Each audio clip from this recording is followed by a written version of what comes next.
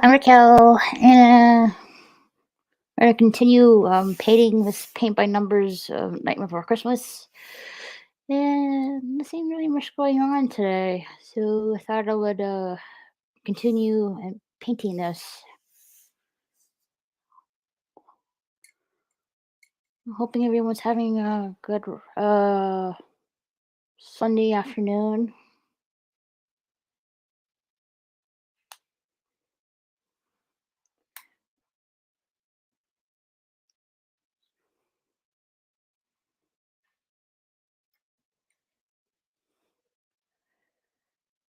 Do do do do.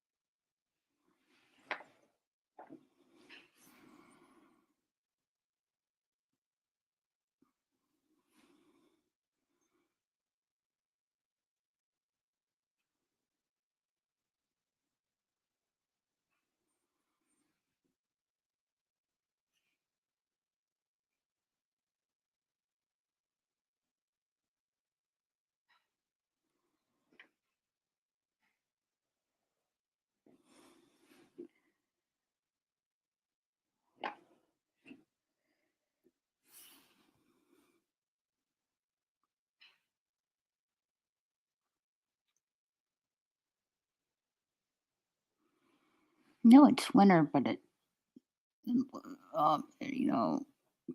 know, maybe because it's the sun's out. Maybe it's like still feels like you know, kind of looks like summer, but not really.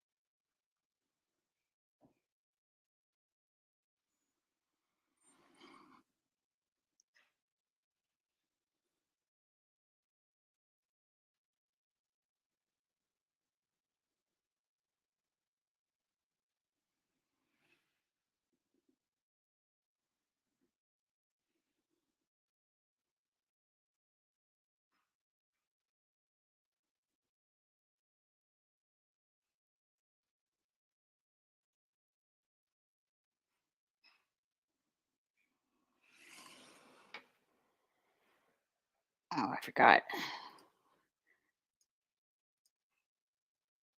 Uh, do. Hey, Alistair, how are you?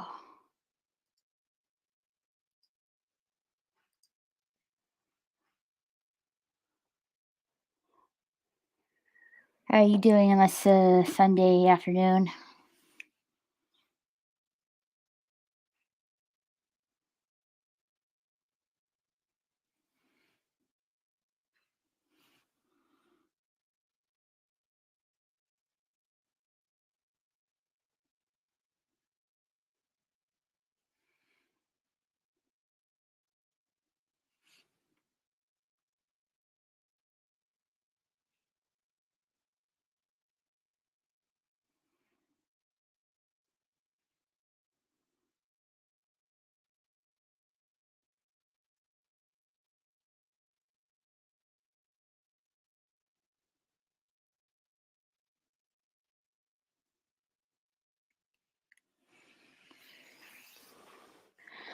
Doing good. Just watched some Christmas stuff with some people. Enjoyed a full-fledged Bakugan Discord server recently.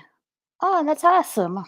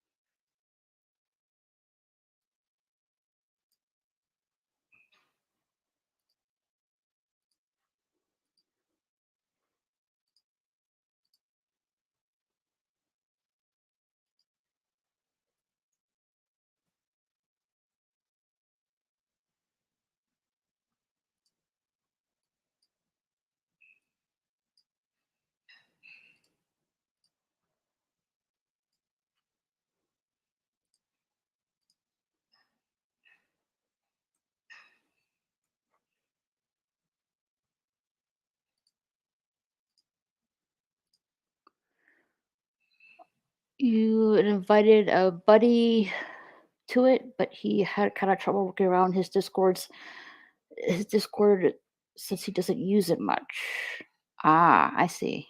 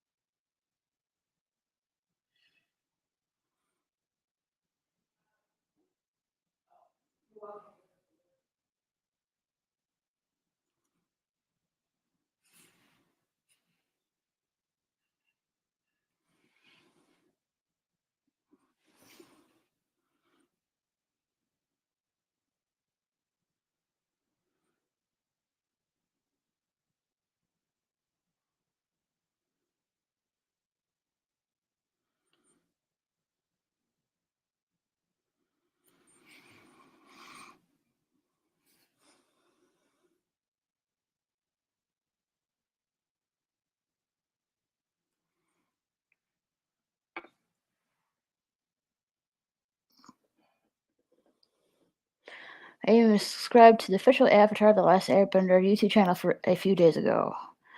Cool, cool, cool.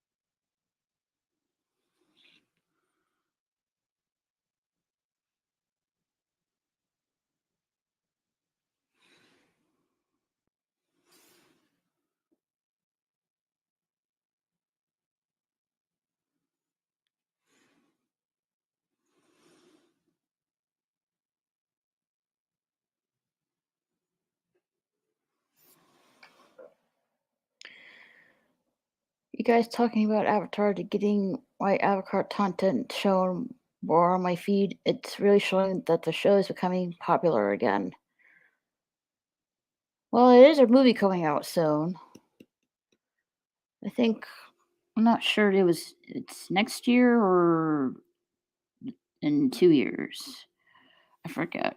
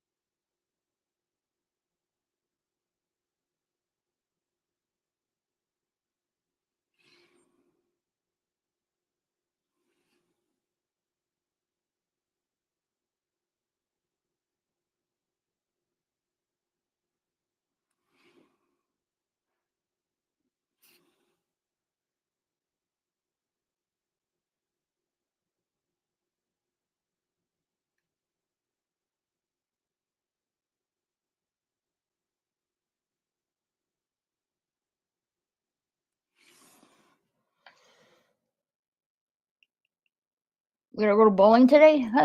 That's cool. Haven't been bowling, I don't know. It's been quite a long time.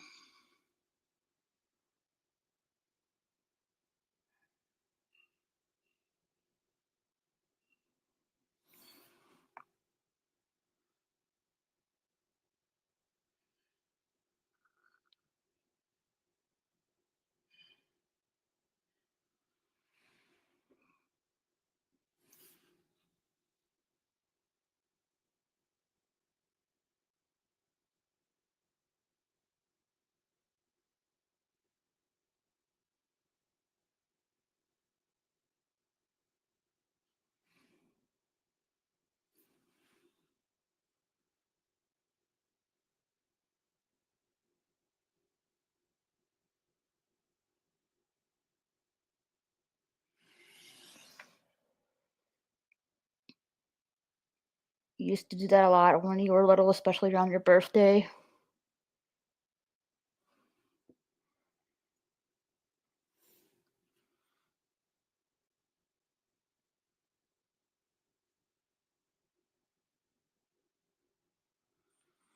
I had a birthday party at the bowling alley,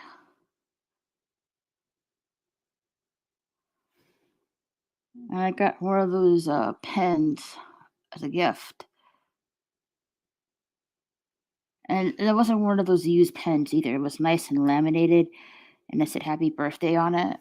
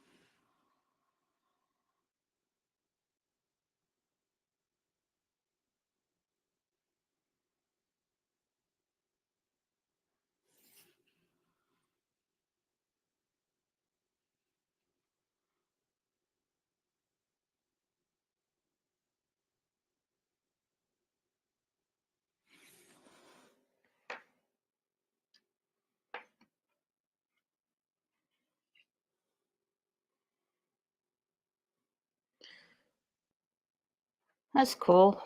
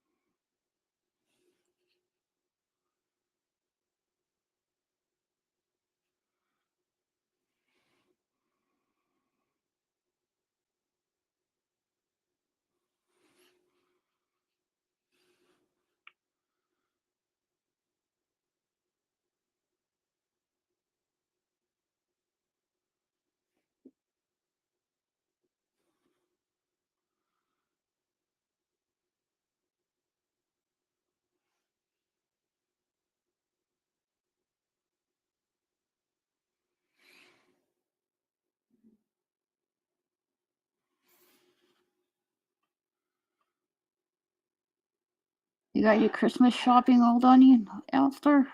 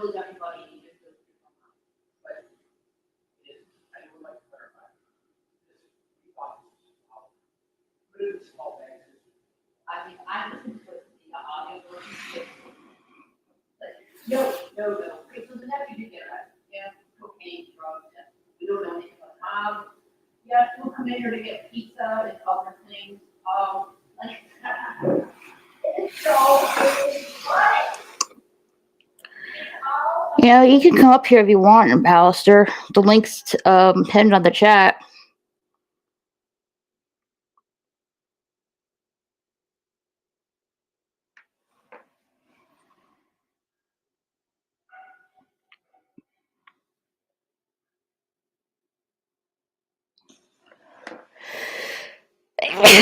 Bless me.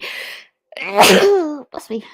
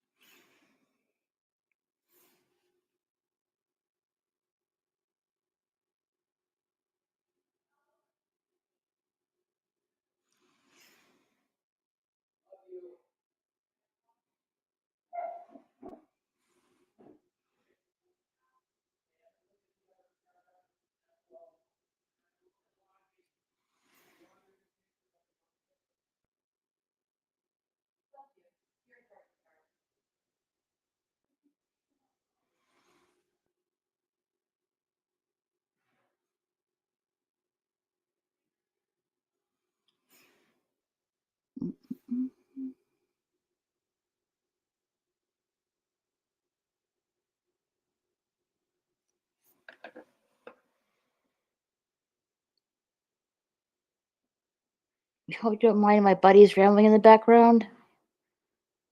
Yeah, it's fine.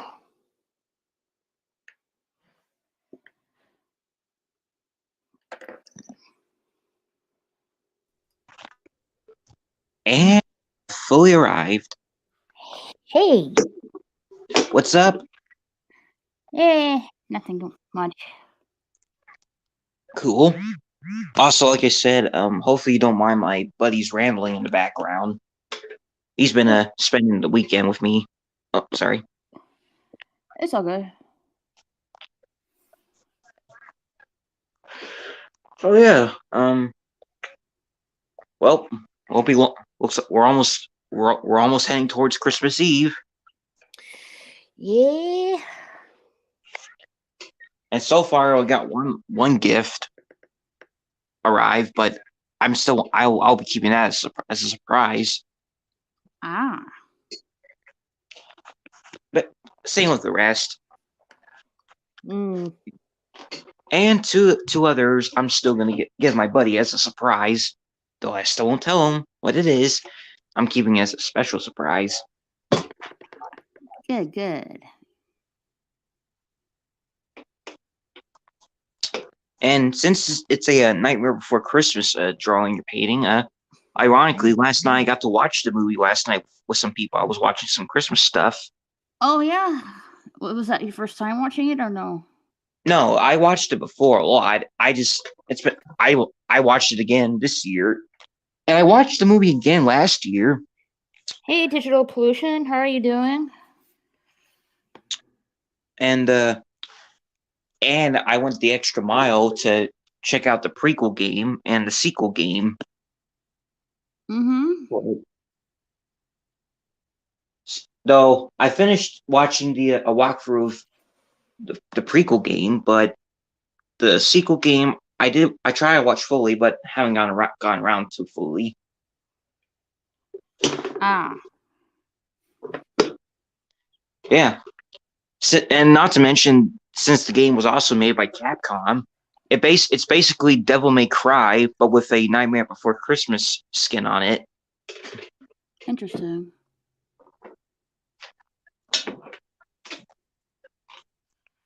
And last night we got to continue watching the Harley Quinn show, too. Ah. Yeah, my buddy's been enjoying that a lot.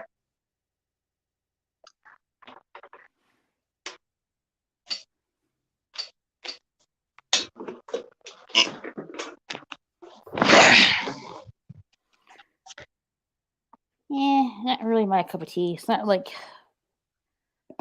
Batman for me.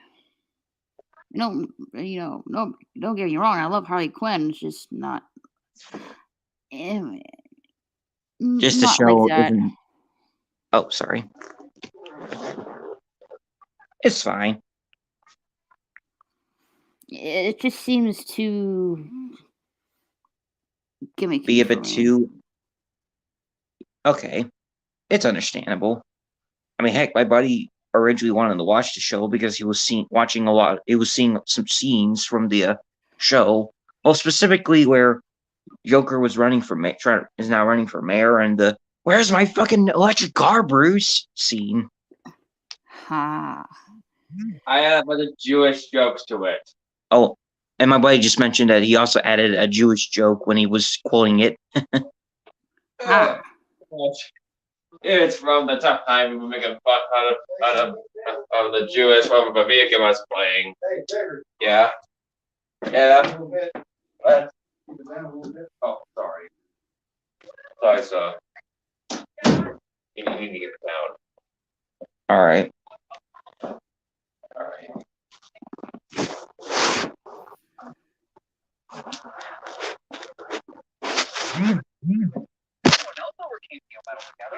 So what time are you going to the bowling thing? That's what we're trying to figure out. Ah, I see. Since Undecided. last night, Dad wasn't feeling well. Oh no. Yeah, and we figured to do it today, since to make it easier for my buddy's mom to pick him up.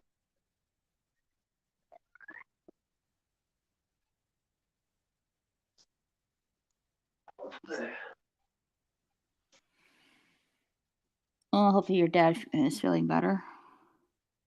Well, that's what I'm hoping too.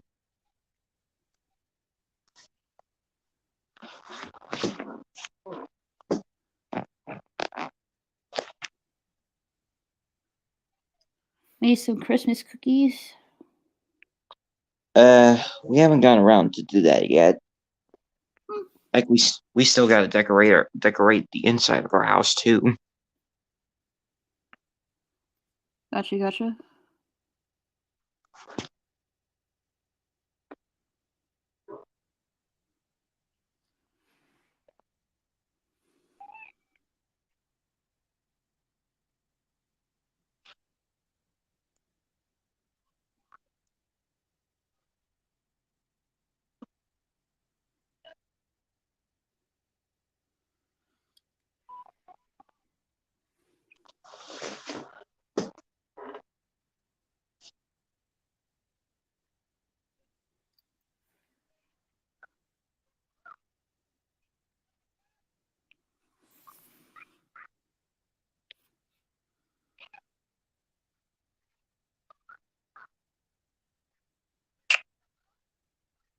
And also yesterday, I got to play one of my games I haven't got to play much in a while.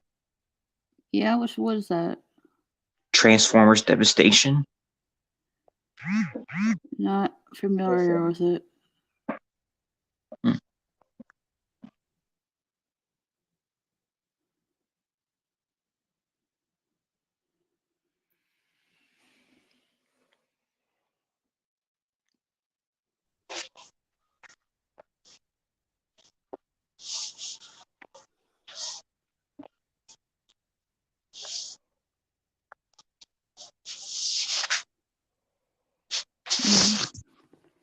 Holidays are coming up soon, really quickly.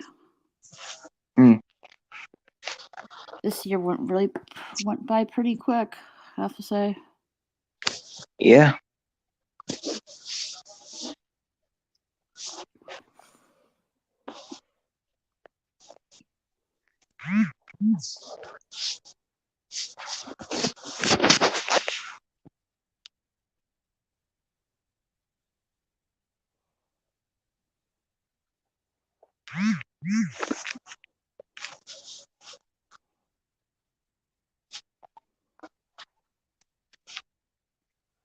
Hey, Papa Cotton, how are you doing?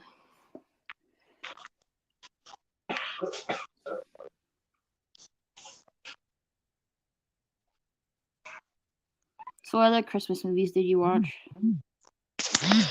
Well, first we watched some Christmas specials, and then just a movie. There was we watched a Hey Arnold one, a Phineas and Ferb one, a Clone High one, and a BoJack Horseman one. BoJack? Yeah, you know, it's that Netflix show about this horse-headed guy. You know. Oh, that guy. Yeah. Though after watching it, I found it was a show poking fun at family sitcoms. Yeah. And the guy that was showing us it was saying that it also I can't either. was showing that when it was airing, the Full House reboot ended up airing at the same time too.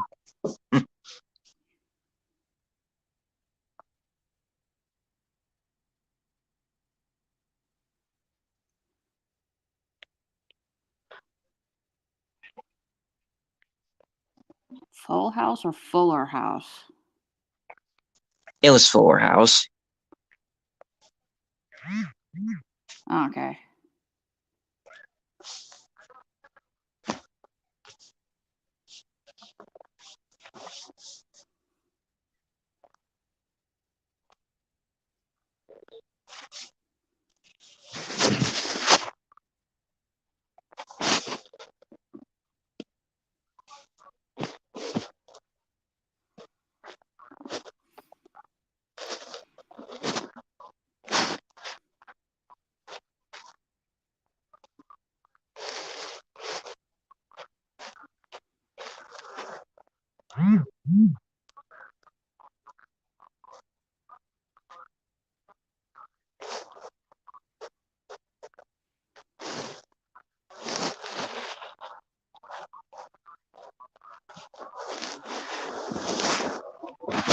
Have you watching the Wednesday Netflix Netflix series or no? Uh, Not actually. I haven't actually watched it. I mean, I still Hmm. technically can have Netflix, at least on my TV, or a Netflix account to be honest. Ah, okay. And and speaking of that, I found that Sonic Prime became the most watched kids show on Netflix recently. Oh yeah. So that's basically kind of an indication that another case of Sonic becoming good again.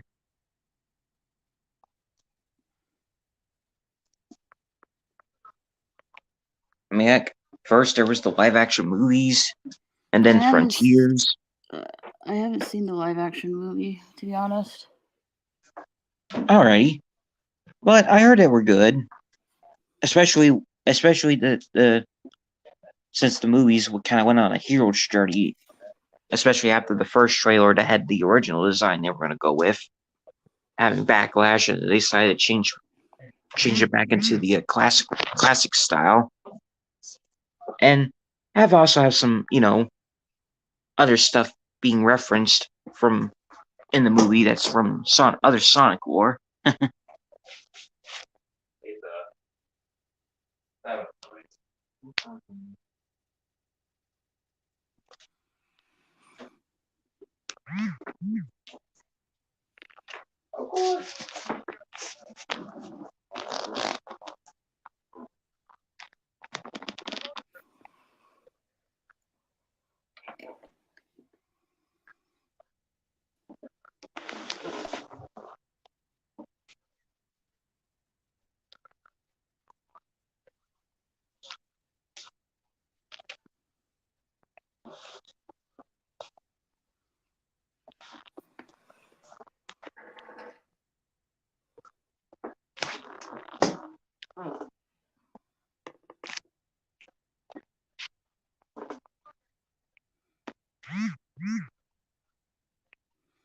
Do you play any console games or are you just mobile? Not really. I mean, mobile games I have played before a bit. Well, at least the good ones that were made before. But I have played mostly console before, but I've ended up sticking to PC. Okay. Just to broaden my horizons. Which is important. hmm And especially since I've been getting into the modding game lately, though not making mods myself, but like I said, I've been interested in a lot of mods recently.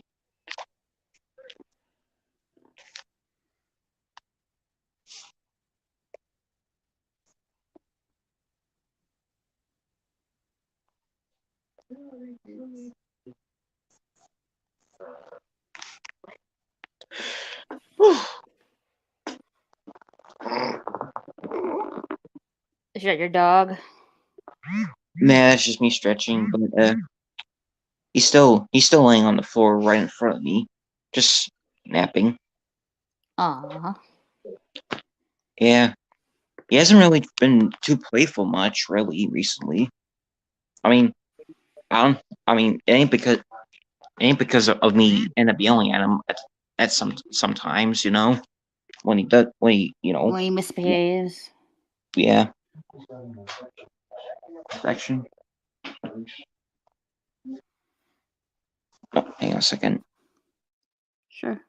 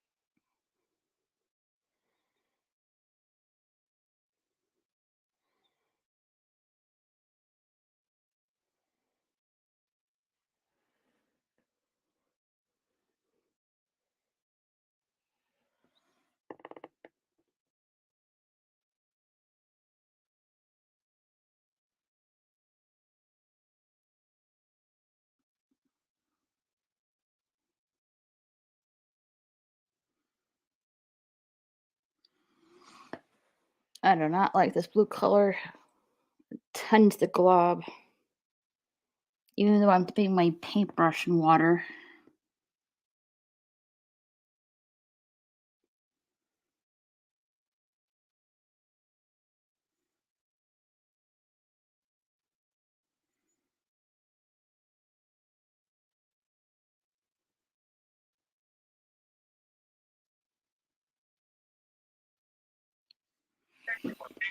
Okay, I'm back. I'm back. Well, Dad just told me that Ace had an infection on his cheek, Oh dear. and they had to poke it out, poke the infection out. Oh no. Yeah, basically, it wasn't healing right, and it's because of the result of him fighting with that big German Shepherd again. Hmm.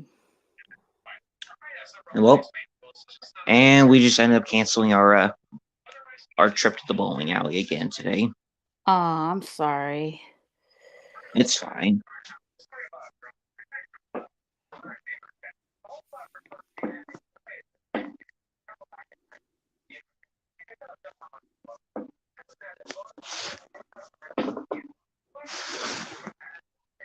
Or were you supposed to go yesterday? Yeah, originally, but like I said, Dad wasn't feeling well. Doesn't seem like he's doing well today either. Yeah. It's better just to wait to, for him to get better, you know what I mean? Yeah.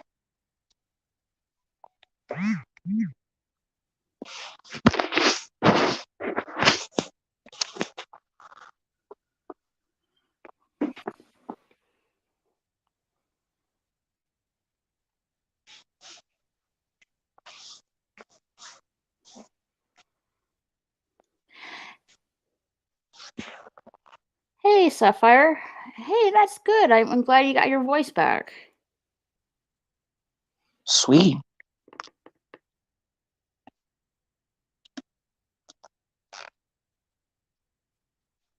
Maybe drinking that tea and getting rest really helped.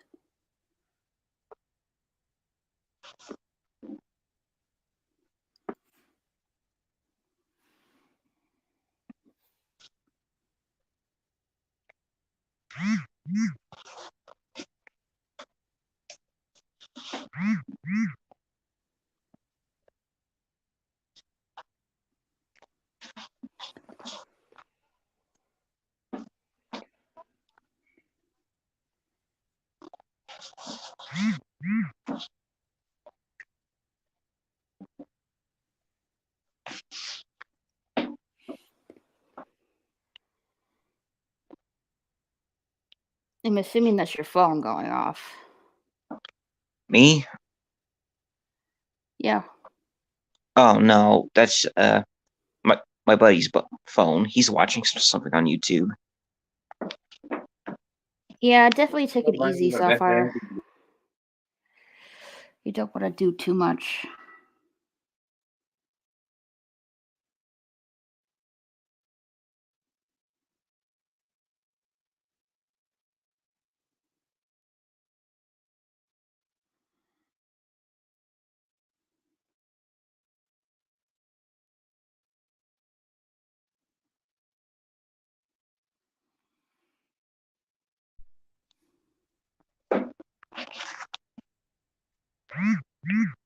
And also early this morning, it started to snow again. That's cool. Oh, yeah? I forgot. Where do you live? Eastern Kentucky. East Kentucky. Okay. I had a lot of fun this week. Hey, Jens. How are you doing?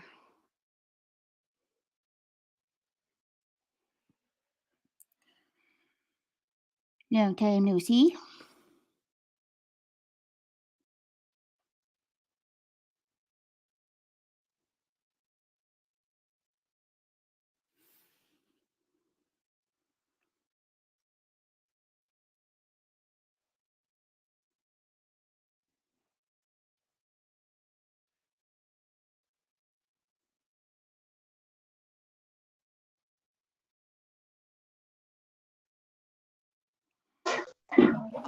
Oh shoot! I see some more packages on one of my porches. Can you excuse me? Nice. Can you excuse me for a sec? I gotta go get them.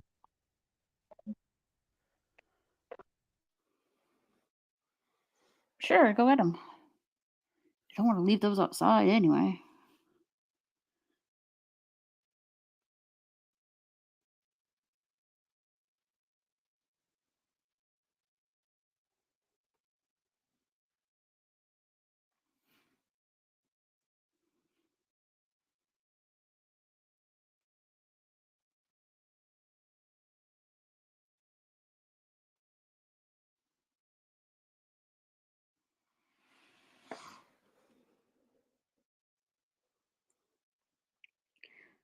That's good, Jens.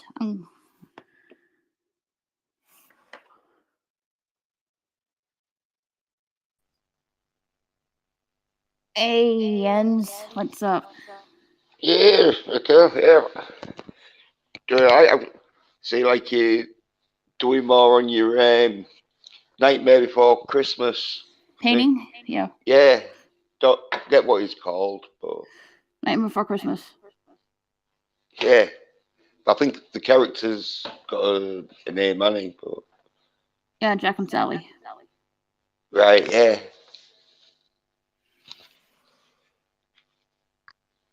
And I'm back. Welcome back. Yeah. And it's 3 packages we got.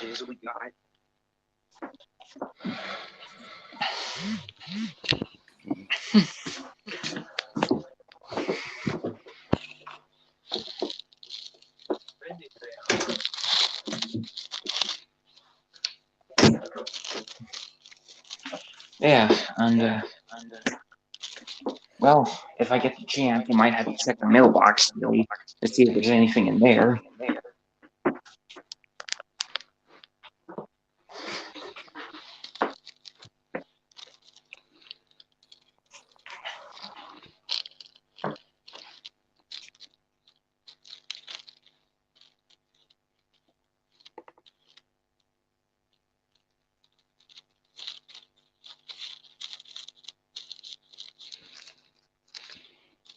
I wonder what it's got. Yeah, are you gonna open them or are you just save them for later? I'm gonna save them for later. Yeah. Yeah. Well, if I do open them up to see if they're mine or my buddies, I'll still wrap them up and keep them for later. Right. Is it stuff you've ordered then, or is it stuff that someone sent you that you don't know what's in there? Yeah, and sometimes our orders get mixed up too, or it was Yeah. somebody put the wrong DVD in it, or wrong thing in it in general. Yeah. Mispackaging sort of thing, yeah. Yeah. When I tried to get Godzilla vs. Skyman, one time on my birthday, it was the wrong DVD we got. It was Yeah. the same package, but wrong movie. It was called Yeah. The Machinist or the Machinima. I forgot. Right. The Machinist is with Charles Bronson, so and oh, Jason Statham did like a remake, but I can't remember if I think they called it the Machinist. But I think it was that. But, yeah. Did you order the DVD from a like private seller, or was it like a shop? Was it a shop or a private seller, Alistair? I got it from Amazon. Oh, okay. So yeah. Yeah. And then there was that one time where almost last Christmas, well, not last Christmas, but a Christmas prior, got almost half of my stuff didn't either make it or didn't end up coming. Aww. Yeah, yeah, that is like possible. But in America, though, you have like where they just put them on your doorstep or porch sort of thing, and there's like them bastards that come and pinch fucking packages off porches, isn't it? Yeah. I mean, yeah, steal them. Yeah, yeah. Because like in the UK, we usually like for we'll have them like knock on our door, and wait a minute or two for us to like answer the door, and then they'll like just hand it over to us, and if we're not there, sometimes they'll just take it back, and but in America they just seem to like be like, oh No, yeah, if you're not there to answer it, just leave it at the door. That's pretty much yeah, it. yeah, because like they have that option on Amazon where it's oh yeah, it's a safe place, we can leave it if you're not in. Although, if it's something really expensive or something like wine, they won't leave it at the door. Right, yeah. Yeah, well, yeah.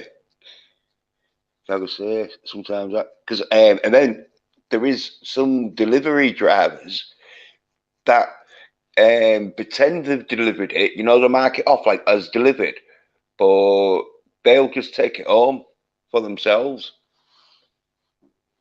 Talk about pretty greedy of them. Yeah, yeah. Yes. Some dude. This was quite a few years ago because I think it was like with the PlayStation 4 and that. But some dude ordered a PlayStation 4, or it could have been an Xbox One or so. It was the latest console at the time, and he had like surveillance camera set up, and so he saw the delivery driver. The surveillance camera must have been like hid or something because if the delivery driver had known he was getting recorded, he probably wouldn't have like figured, but he just went, left a note in the letterbox saying delivered so and so time and that, and then he picked up the box and just took it back into the like van. Sounded like he wanted the PlayStation for himself. Yeah, yeah, and it was one of them where the box wasn't wrapped up, or if it was wrapped up, it was wrapped up in clear stuff that he could clearly see it was a Xbox or PlayStation 5 or whatever, and so yeah, or PlayStation 4. But yeah, and luckily enough, the dude had him on camera and that, so he could easily claim on his insurance because it was like theft from, and he had the like perpetrator. Hopefully the dude got the PlayStation or Xbox that he ordered. Well, I think he would have done, but it'd have been like a week or two later when the insurance companies probably paid him out, and so he could buy a new one, or they just ordered him a new one or whatever. And because probably the PlayStation 4 or Xbox One, whatever it was, that got stolen by the delivery driver would have probably been in like police custody and as evidence or whatever, or it could have been sold, so they couldn't even, maybe couldn't even, or he might have smashed it up and got rid of it, knowing that the police are at the door investigating the theft of a PlayStation. I mean, a PlayStation 4 or X. But anyway, yeah, it's one of them where fucking it'd been a fuck around for, because like the dude for a start, he'd have had to like get all that camera evidence and that for the insurance company, and like don't know how long it took him, but it took him like at least a day or two to get it all fucking sent over and that, and then there'd have been a few days of them checking it out and that, and then like a few days of them like investigating into the delivery company and that, saying, "Oh yeah, is this your driver?" and that, because like it could be like a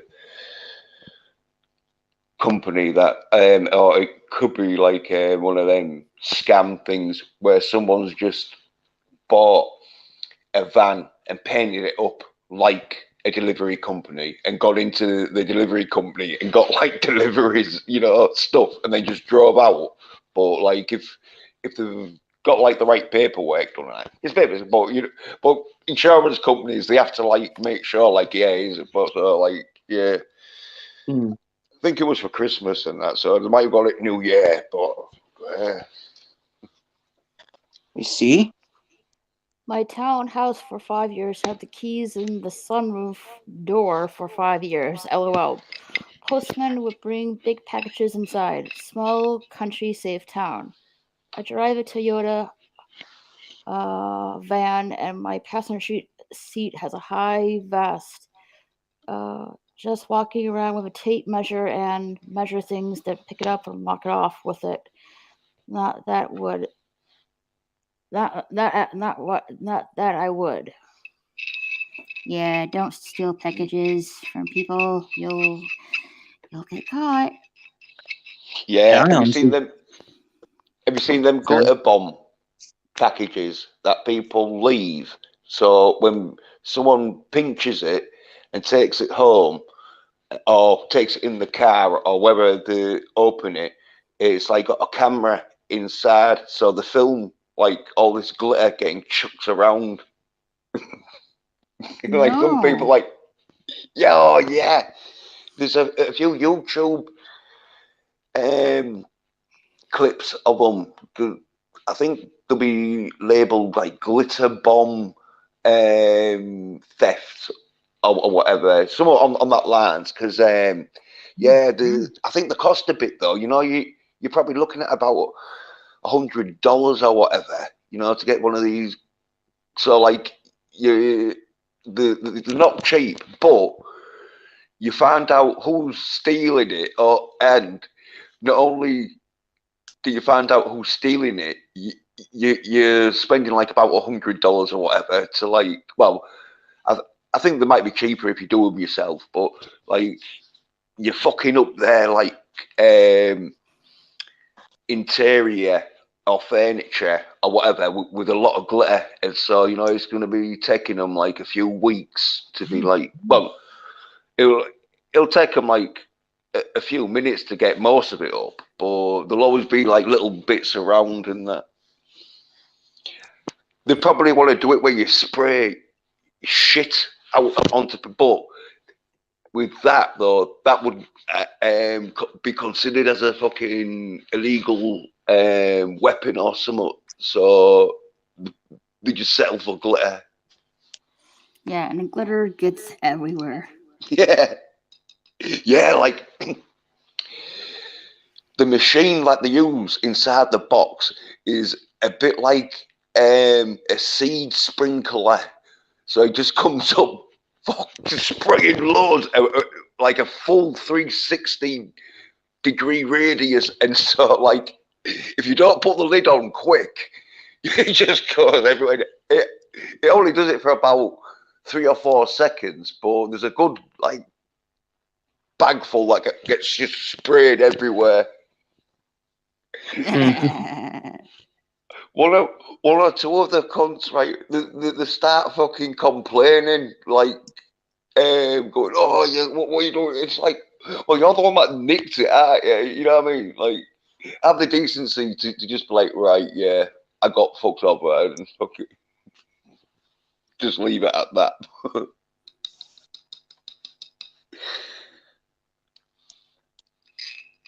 Yeah, funny.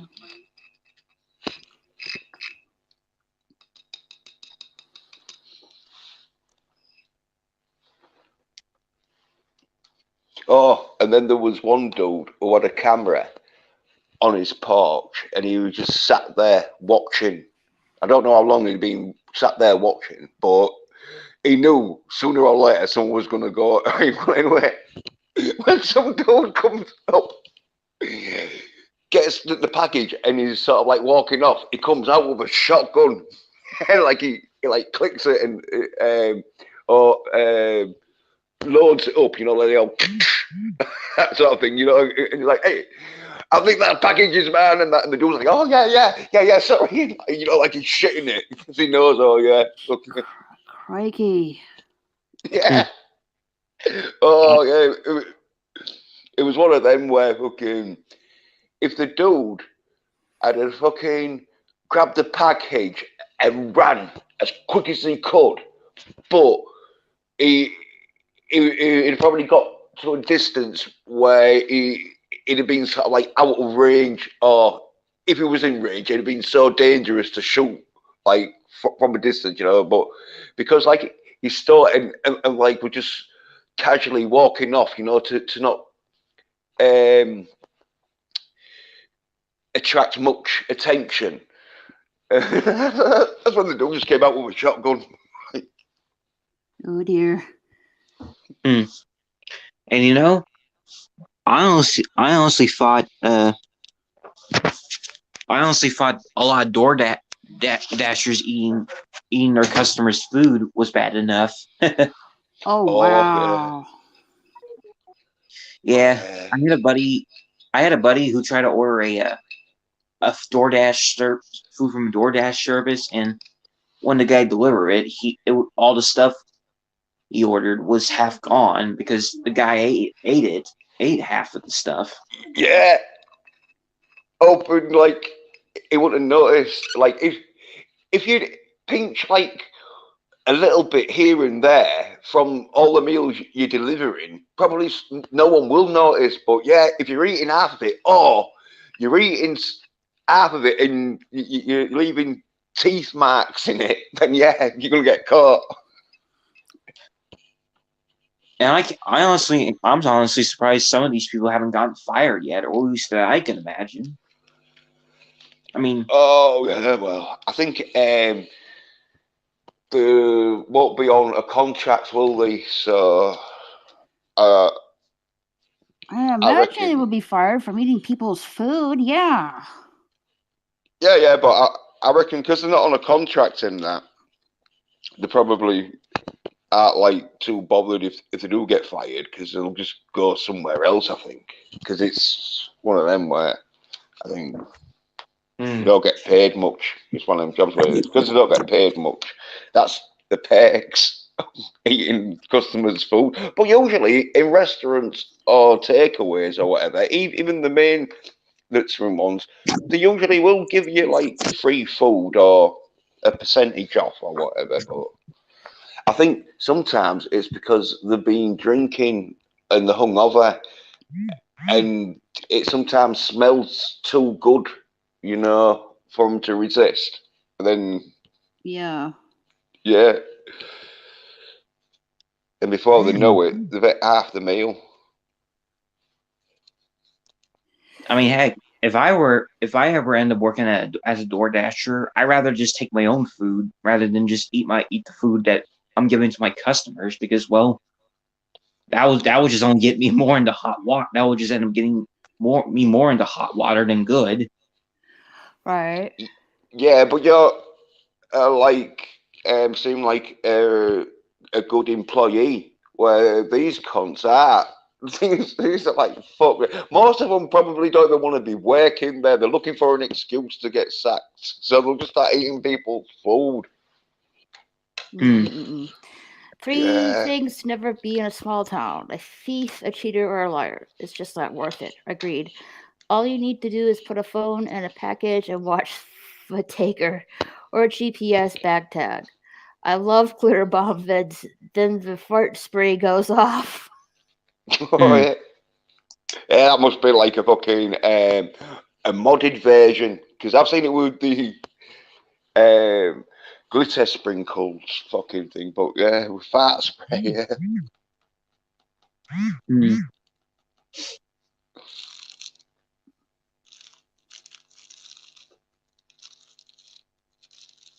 No, you got me all curious. I need to watch a glare bomb video.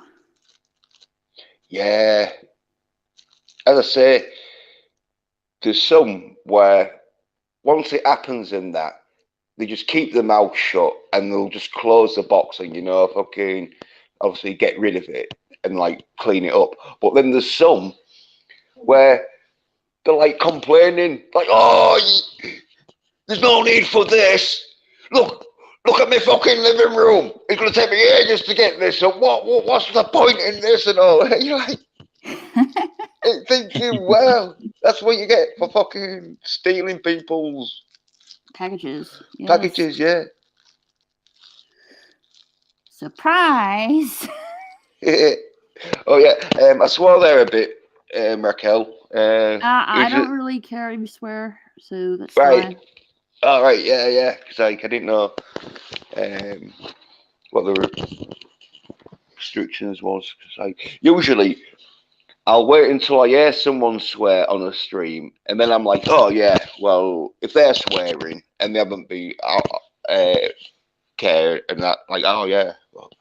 Well, sometimes we're on a stream and that, it's like, oh yeah, try and keep language down. I just have one rule: don't talk about politics here and be Yeah. respectful.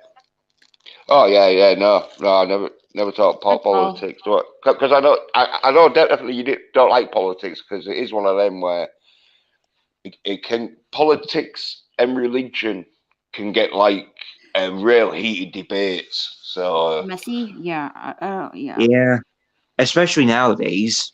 You know. yeah, Especially nowadays, yes. yeah. And this is a bit different from the earlier talk, but to mention something toy related, well, I kind of end up misplacing or end up losing my chess piece for one of my transformers, but I'm still trying to look for it, or at least try to, since my only indicators of remembering where it could be is either the living room or my bedroom. If it's in the house, I'm sure you'll find it eventually. Yeah, but plastic, they can bounce into places that you never thought they would, bounce into. Right, that's why you need to look at every nook and cranny. Yeah, you need to do a good clean up. Yeah. And usually, hopefully, if you're lucky, in the first 5 minutes of the clean up, you'll find it. And then if you're like me, you'll be a lazy bastard and think, right, well, there we go. It looks a bit cleaner, and I've got my fucking chess piece back. But it could be one where you have to clean up like fuck until you find it. But if you're cleaning up and that, sooner or later, and as like Raquel said, if you're looking in every nook and cranny, having a clean up and that sort of thing, like you'll find it sooner or later. Yeah. Mm-hmm. Yeah, because I remember one time I lost a little Laserbeak figure that came with came with a Soundwave figure I had, and I couldn't even find where it was until I found out that a few years later I found it was under my old oven. Oh, a few years later. Yeah. Well, thing though, it is one of them where ovens don't get moved that often, and so if anything goes beyond the oven or underneath it, it can be lost there for years.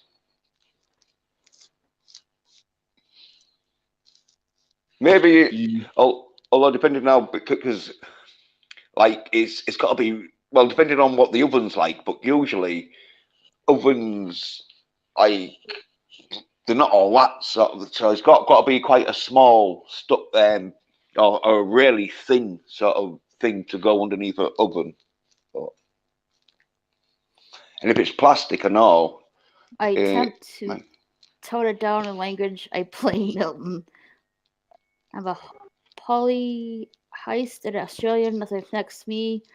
I lost your neck on the wall and asked the borrowers to bring it back. The little people are stealing your stuff. Yeah, or it could be worse. It could have ended up in the back rooms. Yeah,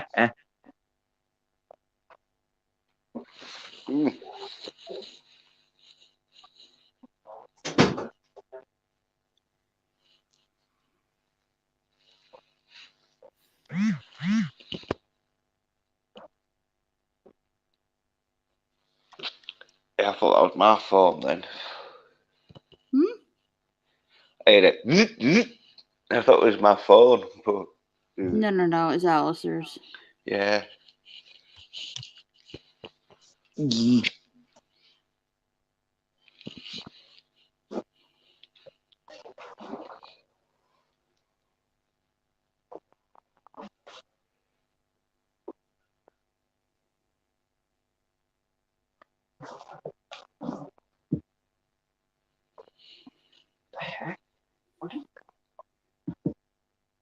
So, are you still doing Bond stuff on your channel, Jens?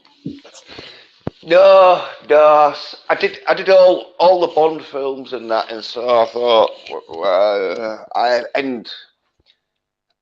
I've been recently quite busy and that, and so usually with my live streams, I've been doing them sort of like open sort of discussion, usually with me like screaming about soy-nerd bitches, but like then if people come on though, yeah, it's like if I'm left by myself, sooner or later I'm gonna go into like a big rant about soy-nerd bitches, and so if someone comes on in that, usually we'll talk about something else, and then I might like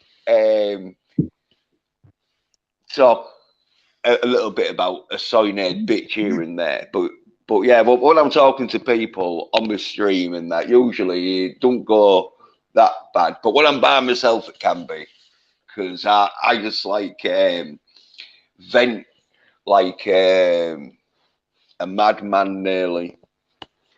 Obviously, it's all like scripted and all for entertainment purposes, but. When I say scripted, I mean, Yeah, I know. I got you.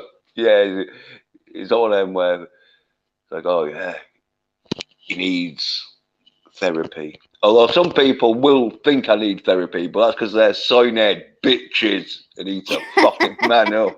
Yeah. Yeah, some, and just to also help cement your point. There's just some people who are just born, humanless.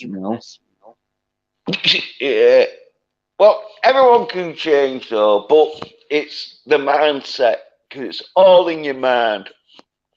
Obviously the things you can't do just through your mind, but you do need to have that. You need to get into that mindset of like whatever you want to do. Like if you want to be like a bit more sort of friendly and sort of funny and that, you need to get into that mindset. But some people, as you say, they're not into that mindset because they don't want to be having jokes told at their expense.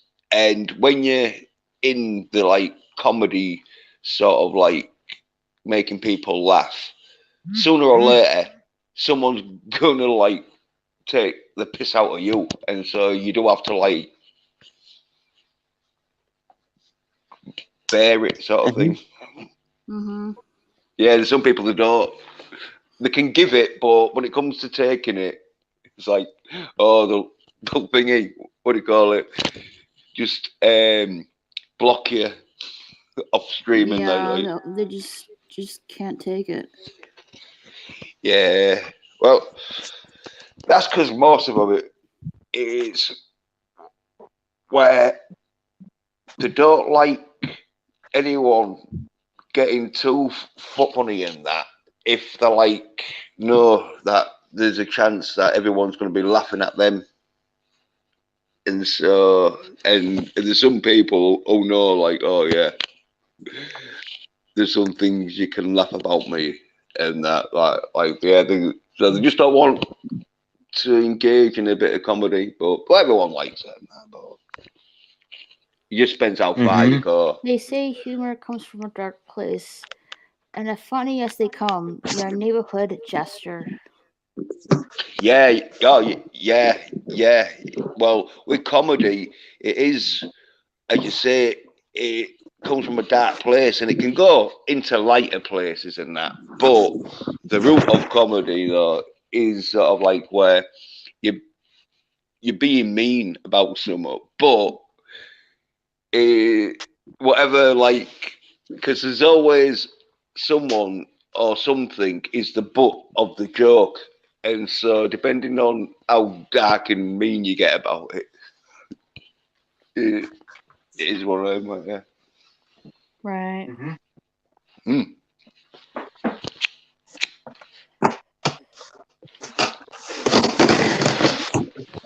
Because I get really dark about soy-head bitches, because on the stream I was saying, like, I think they should suffer. Right? And this is not this is a personal sort of point of view. It's nothing to do with the channel or anyone else on the stream, but I think soy-head bitches, some of them, if they read too much Wonder Woman comics, their faces should melt like at the end of Indiana Jones and the Temple of Doom.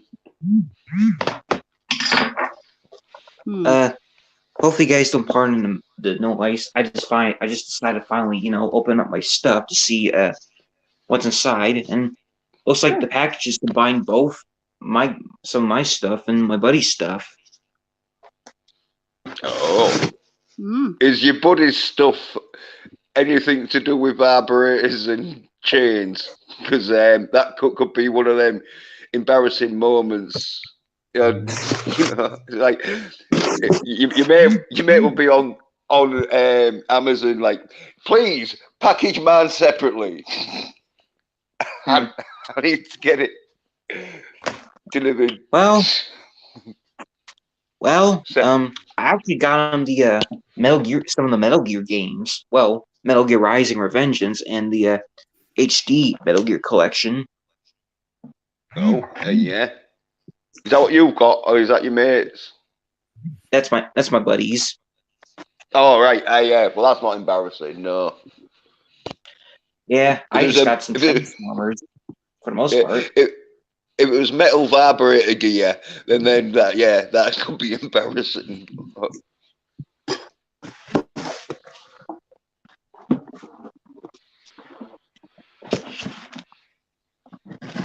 So what you got, or are you keeping it a secret?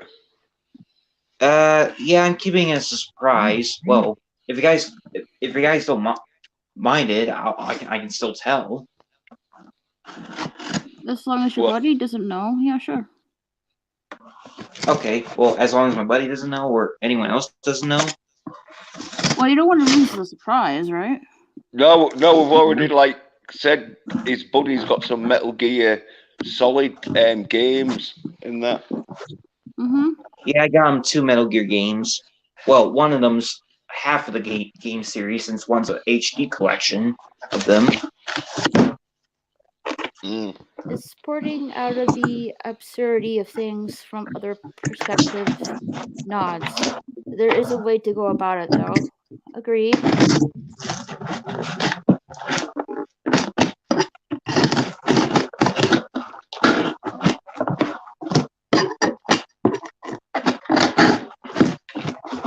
Out. He's opening his box. Yeah. How much is it packaged? In a box? Yeah. How many boxes? 3.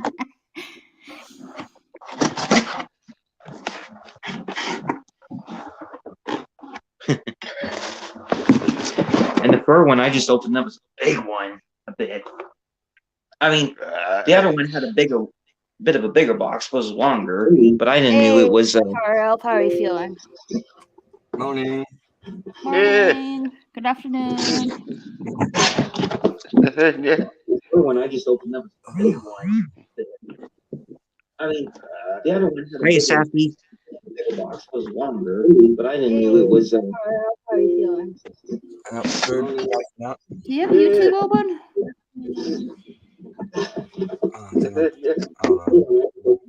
Stuff. Yep, that was me. Sorry. Fix that. Stream is still playing in the background.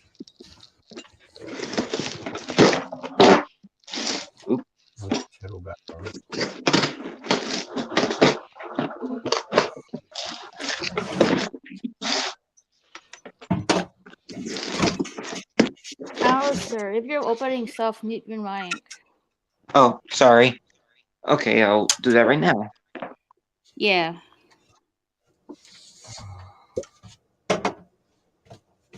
So how is everyone today? Yeah, I thought I would do some more painting, so there's really nothing going on today. Excellent. Yeah, I'm not doing too bad. How are you? It looks like you probably said a drink out, yeah? Making a coffee, just woke up, yeah. My voice is good today, though. I'm still going to rest it, though. Oh, good. Yeah. You don't want to do too much. Oh, Yeah. honey is real good for soothing the throat. Yeah. Yeah, I got some lemon and honey and green tea. Yeah.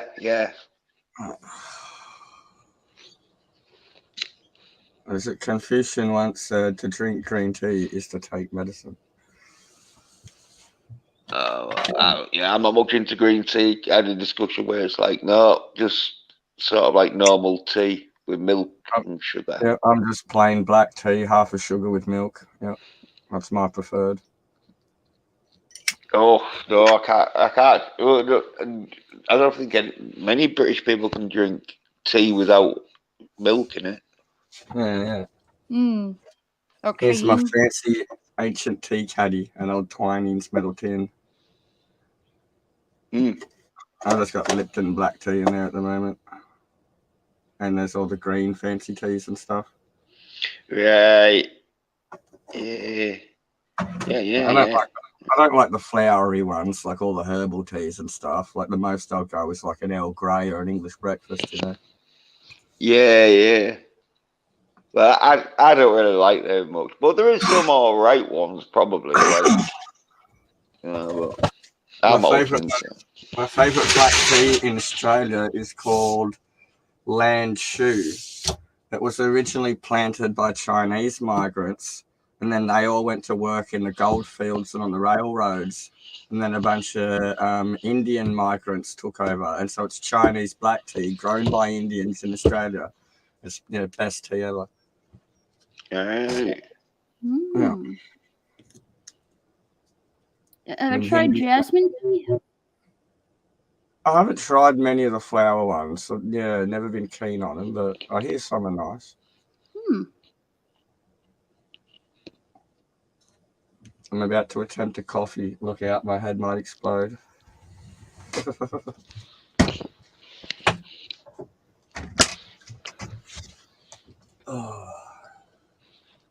Yeah, I normally try to avoid caffeine and sugar just because of the antisocial disorders and stuff.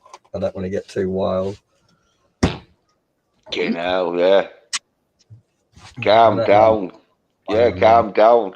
Calm down, because you're going to get yourself arrested if you too much caffeine and sugar. Yeah. Oh, well, lucky I live out in the woods in a small country town. The police would just drive me home if I was having a wig out. Yeah, like American Werewolf in London sort of thing. Yeah, I've probably known him since I was a kid, and mum's probably nursed their mum in hospital, like a small town. Yeah, just running naked through the woods. Yeah, you got to behave yourself when you leave town. Yeah. I'm good though. Yeah, I got a really good name around town. Is American Werewolf from London a movie? Yes. Yeah. Okay, I haven't seen it before. Oh, one of the best original real effects, like not CGI, of werewolf transformations. It won lots of awards for it for special effects, for practical. Yeah, practical. Because the dude who did American Werewolf in London, he also did Michael Jackson's Thriller video. Oh, really? Yeah, because apparently Michael Jackson had watched American Werewolf in London, and he wanted to be like a werewolf, but they did him a zombie, but he is a werewolf in a clip. Yeah. Okay. Because like he turns into a werewolf at the end, but when he's dancing, he's like a zombie. But there's a bit where he's also a werewolf in Yeah, the he also Thriller video. he also gets the teeth towards the end. Yeah. Yeah, and he has like yellow eyes sort of thing. But yeah, the dude though that did the special effects for American Werewolf in London, he did the effects for Is that Michael Stan Jackson's. Winston? I don't know. I don't. Oh, I'm shit with names. It's like I could I could say like, oh yeah, so and so from so and so, Yeah. and that, and then people will usually know what I mean. But yeah, Yeah, sometimes like if it's not like Lucasfilm that pioneered all that original rotoscoping and stuff, the other good practical effects house was Jim Henson's. Magical creatures. Yeah, Jim Henson's workshop, the people that made the Muppets, Dark Crystal and Labyrinth, they're really good. And when it comes to monster movies, Stan Winston was the guy.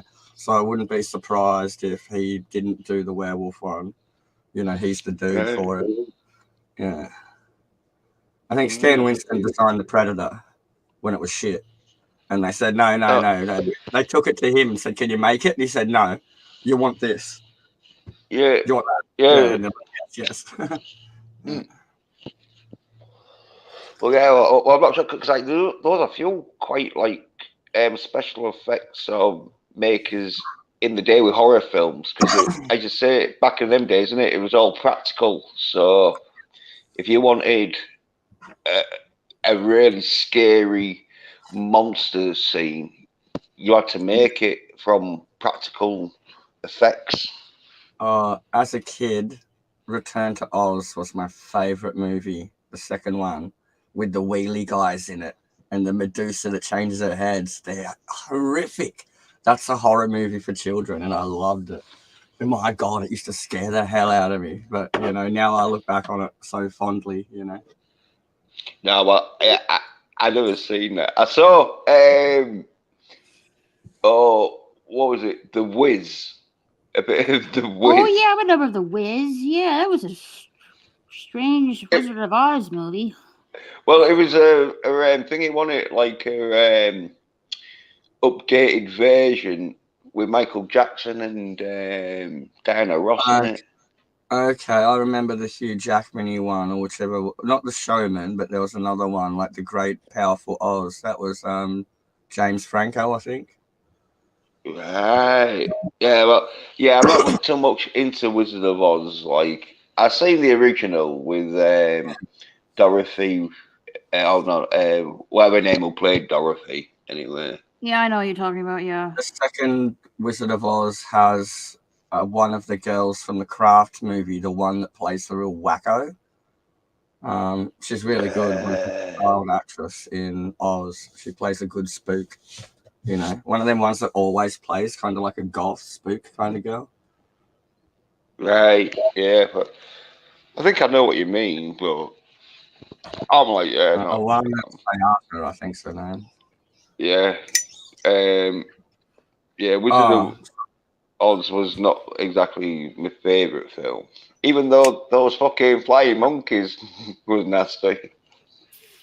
Yeah, I always preferred Labyrinth monkeys. I always preferred Labyrinth and Dark Crystal over Oz. It was already a bit old for me. That's why I kind of like the second one.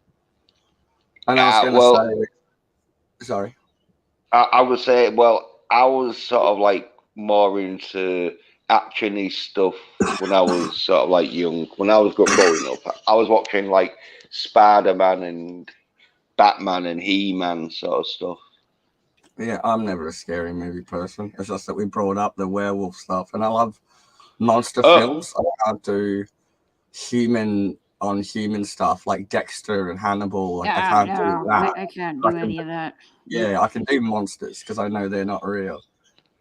And I was going to say, instead of watching American Werewolf in London, it's like the older version, and it might be a bit too camp for us. But if you watch American Werewolf in Paris, it's like a modern reading. It's a lot more funny.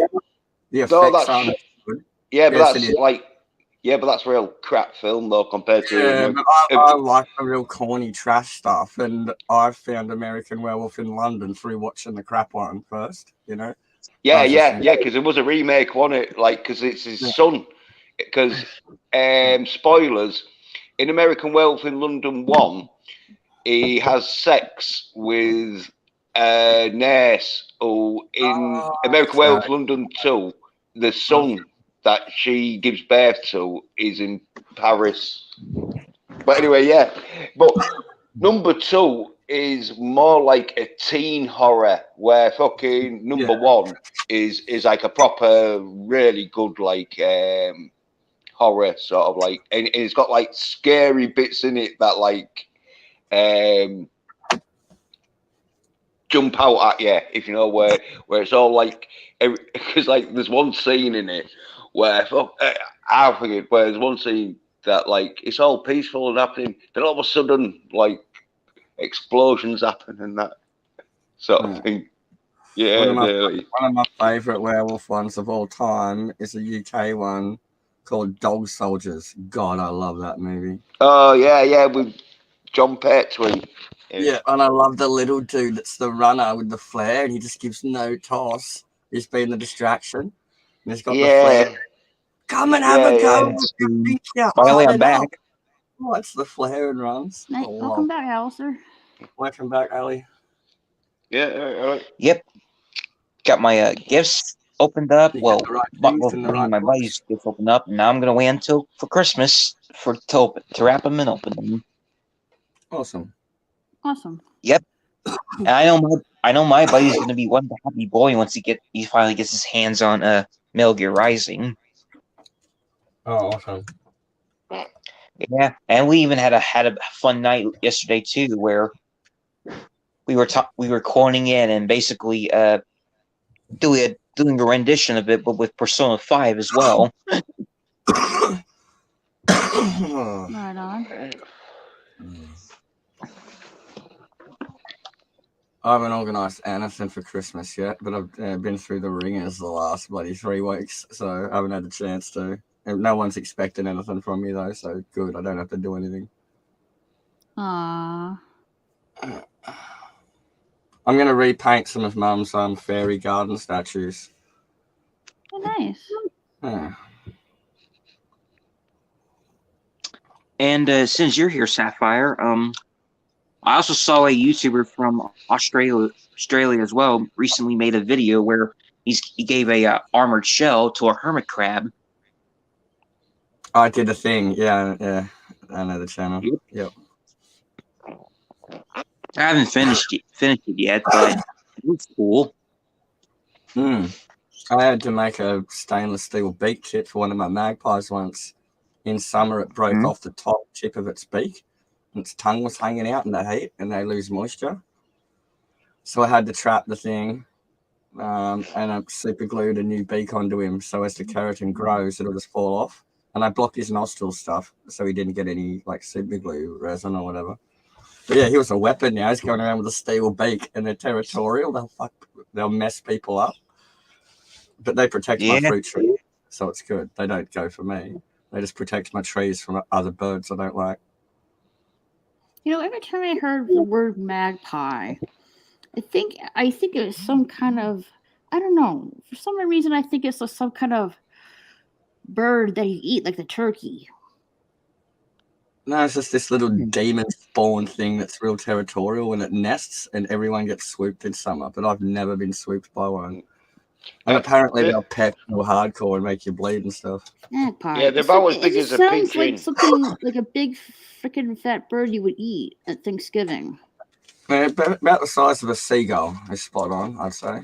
But a little bit skinnier, well, yeah, true. Like, they can get big. But and all they're attracted to shiny things that they'll like pick up if they see anything shining. Yep. It's gone. A lot of animals are.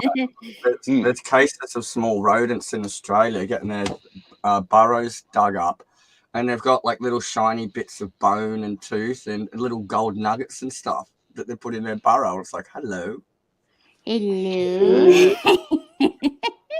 Yeah, rodents, man, they're known for like squirrels will take shiny stuff for no reason just to keep it, impress their mate with it. Look what I have, a shiny. And seagulls, those bastards, they like to steal people's seagulls. food. I agree. Yeah, seagulls are just bastards. They'll pick up your plugger, and just because they're a bastard. A plugger's like a and also yesterday night I watched a video it's a top 3 video related to endlings. And in case you guys don't know what that means, endlings are basically a name for a species that's literally just the last of its kind, the only living member of its species before going extinct. Okay. And one of them was on the list. There used to be a native species of parrot that used to live in North America, well, only in Florida and California, but it went extinct.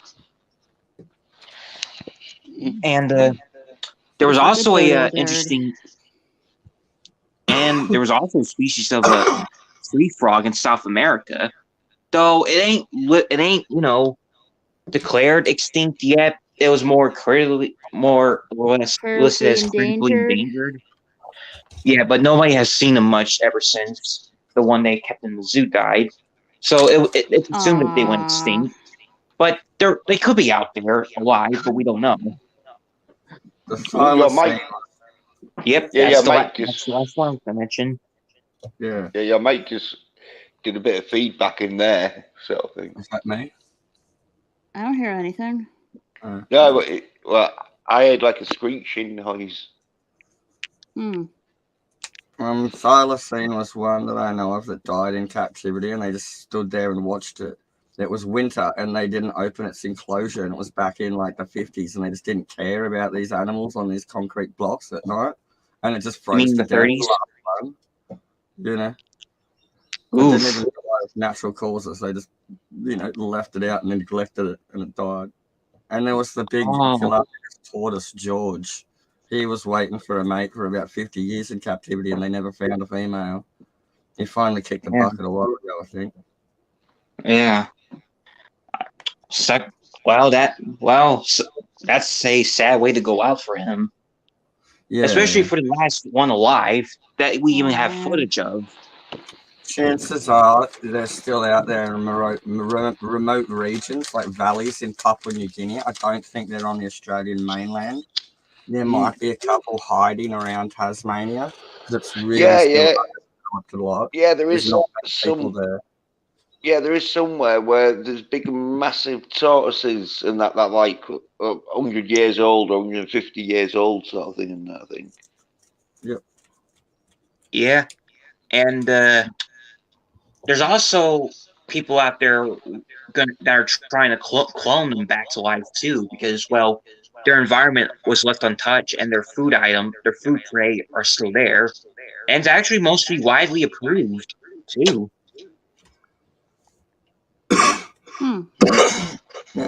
They're actually working on getting the thylacine back because it's not one of them ethical questions like the mammoths where it died out maybe by humans, maybe by evolution, maybe by weather changes. But we can say for a fact that we did kill the thylacine, so bringing it back is like stuff you, we're doing it anyway. And it's so closely related to the Tasmanian devil, this little black marsupial that's also a carnivore predator. They reckon they can get the Tasmanian devil to be the surrogate mother for a thylacine because they're close enough. Yeah. Talking Jurassic Park sort of shit, but Tasmanian devil. and then it's called a different word. Then it's a Lazarus taxon because it's been resurrected, right? Lazarus taxons are like a coelacanth thought extinct, and then we found it, and it's just rocking around fine. Yep. Yeah. Well, especially hardly changed too. I mean, it technically has some differences from its ancient counterpart, but they hardly changed too much. Yeah. And the differences are just minor. Yeah.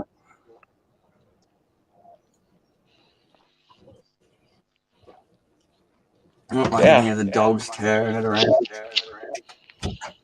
Billy, And not to mention the what are you thylacine. doing? Hello. Hello. Madness. Go. The dogs. We're having fun. Anyway, Next door's puppets here too. not to mention even the thylacine was also early underfed when dingoes were trying to take over. Yep, the dingoes never made it to Tasmania, a little isolated island, but they decimated the population on the mainland. Yeah. Yep.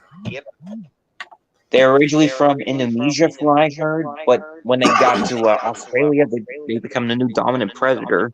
They're very close to the Southeast Asiatic dog, similar to the ones the Mongolians have still. They don't bark, they howl. Yeah, very close to the Asiatic hunting dog. But it's been in Australia for 1,000 years, getting acclimatized. So they're just the same thing in north of us in Papua New Guinea, in Indonesia, and Southeast Asia, and it's got a big range, and it's all like isolated to its little areas over thousands of years.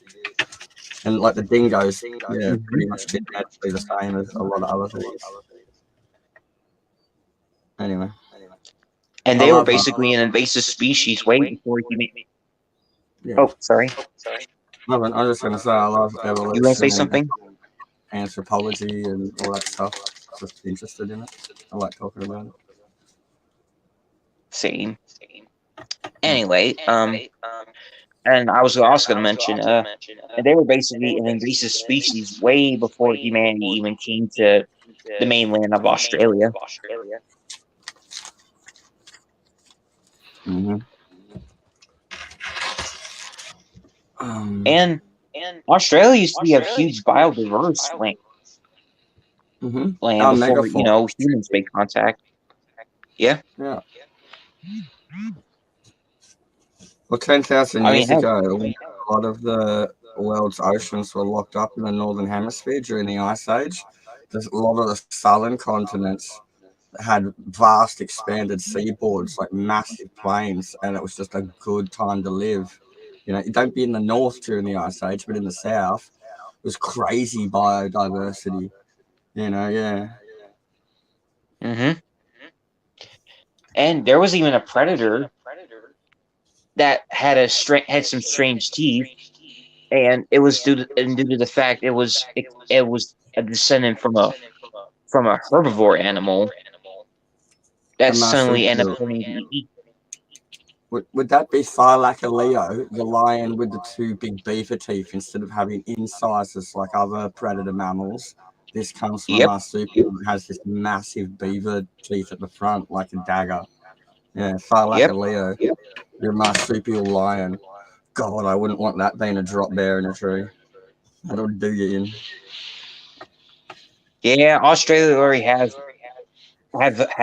already so much toughy and dangerous critters over there aren't enough.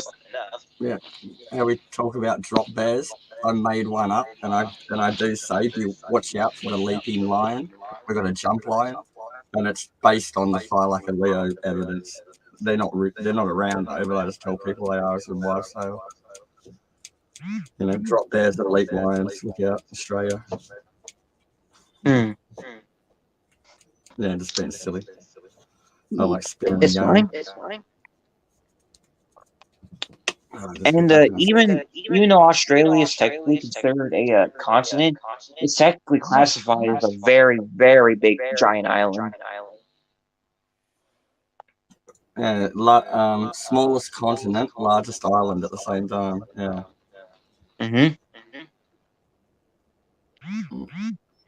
It's good not having to share a border and worry about that stuff, though. We just have a big moat called the Pacific Ocean.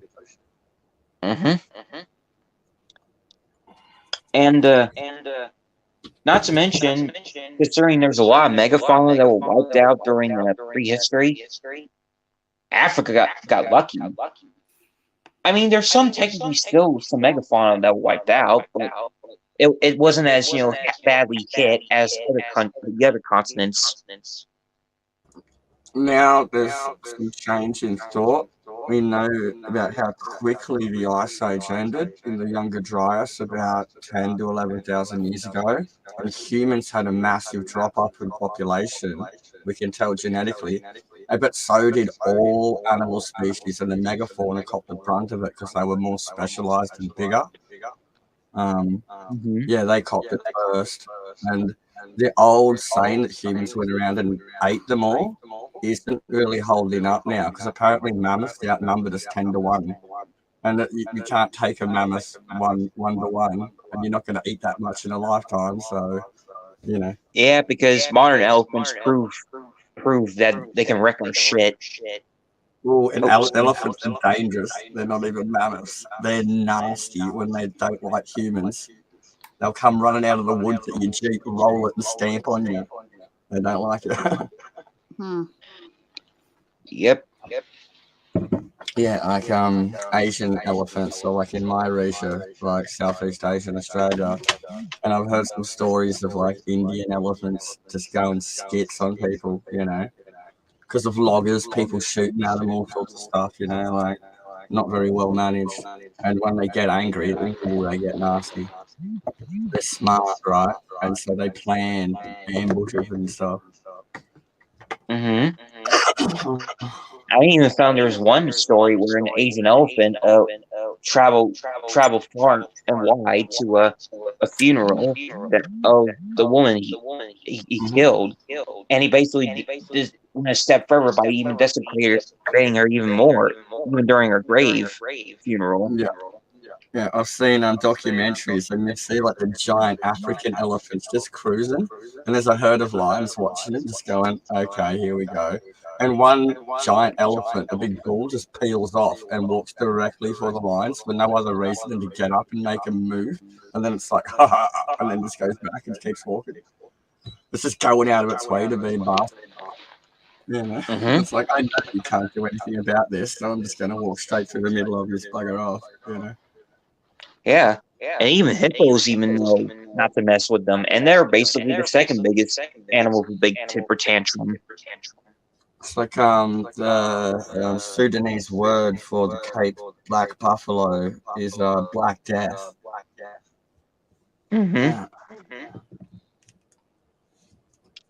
Mess with them and they'll go John Wick on you.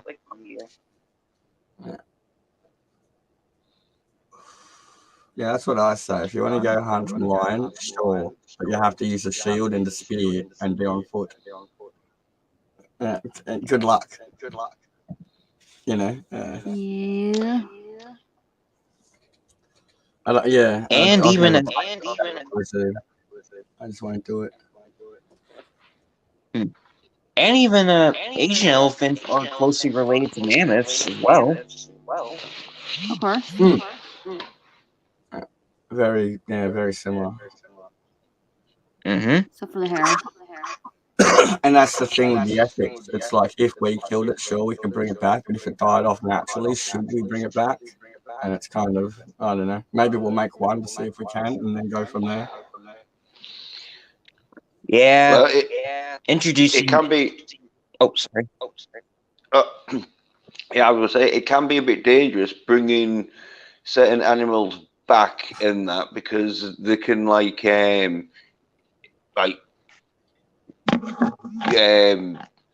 disrupt the ecosystem sort of thing.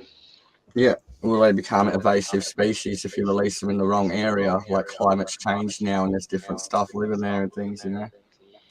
You can't just put it back in the same place. You know, you'd have to find somewhere equivalent in the modern time for it.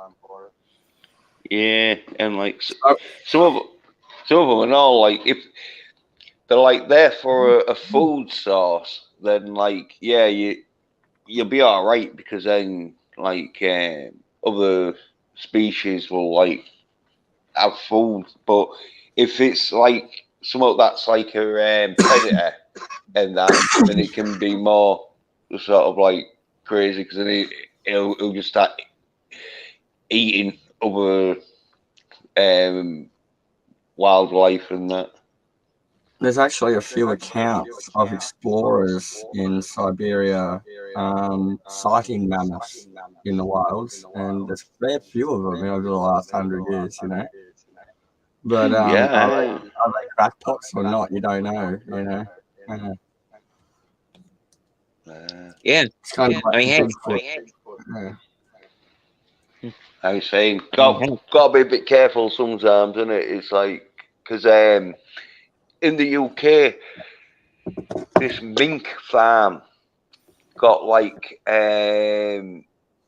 busted into by these like animal rights and that, and so they let all these mink out. Well, I think it was mink, but whatever it was that got let out, they started breeding and then like attacking other animals like otters or whatever in that, and it was like, oh, crazy. Oh, are a mink like a weasel family things? My God, those things are aggressive. Yeah, I'm sure it was. If it wasn't mink, it was somewhat like that because, like, you know, 'cause the place where it was, I think it was getting used for the fair as, Yeah, and so like, yeah, I think these animal rights activists went in, started I think releasing like all these animals. ferrets, minks, goats, weasels, honey Mm. badgers. I think they're all a similar clave, and they're just narky. You can't say no to them. Goats? Yeah. Huh. yeah, I think those people should have thought twice about releasing them Oh because they yeah, don't even make it. yeah, Oh, but there sorry. was Go ahead. fucking. I was gonna say, but there was them sort of like people who was just seeing like these animals in cages, and they thought we'll just release them, not knowing that certain animals, if released in, I think it was like the British woodlands sort of area, where like they will affect the wildlife in that area because I think there was attacking otters or something or killing like beavers or something daft like that. But there was like really like that, as you say, the really like nasty sort of predators and that when they want to be, because I think there was fighting over like a food resource or something. So there was killing like I can't remember exactly what there was killing, but exactly what. But it was one of them where they didn't know. Australia's None of got a them. great one. Sorry. I thought you would finished. Lag. Oh Sorry. yeah. I was going to say none of them had a degree in animal sort of like habitat sort of thing. There was just sort of like animal rights, and just sort of get them out of cages sort of thing. Until they Yeah, it's released just a shotgun approach, broad without thinking. You know. them. Yeah. Australia's got a great one. We got sugarcane fields, and so we imported the cane toad from South Africa to help control the bugs. But it turned around and ate all the native species and little like marsupials and stuff. And then we introduced a cane snake that's meant to eat the toads, and it did the same thing. Went around and ate everything else but the bugs and the toads. And it's like, can we stop now? You know. Yeah. Because like Australia's usually fucking don't even let a banana in. Oh, we're a lot better now because we did mess it up, dude. Yeah. And we also Yeah. isolated any outside thing here. It just goes crazy because nothing's ever seen it before. There's no defense against it. Yeah, and America's also hit way worse, especially in Florida.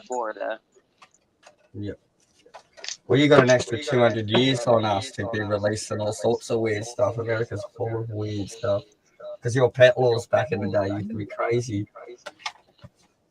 You know, people have great apes as pets and stuff. It's like, oh, yeah. Not just that, but right. big cats too. Oh yeah. No kidding about that. And those are not domestic pets. They should not be kept at home. Yeah. And even if the animal was not harmful, it's still There is no such thing. You know, if it's a wild animal, there is, know how calm, no matter how calm and somewhat domesticated, there is no domestication with a wild animal. We'll always have those strong instincts. Yeah. And also because they are so strong and big and capable of so much violence and aggression, even if it does know you still have to keep it caged up. And I just don't like keeping stuff in cages. If it's that dangerous, leave it in the wild. You can't cage it in your backyard. That's just crap. Yeah. And I also think that, not to mention this too, I don't think those animal rights activists didn't think that those animals were the technical invasive ones, but don't actually do harm to the environment or interested in the environment. It's one of those, no kinds,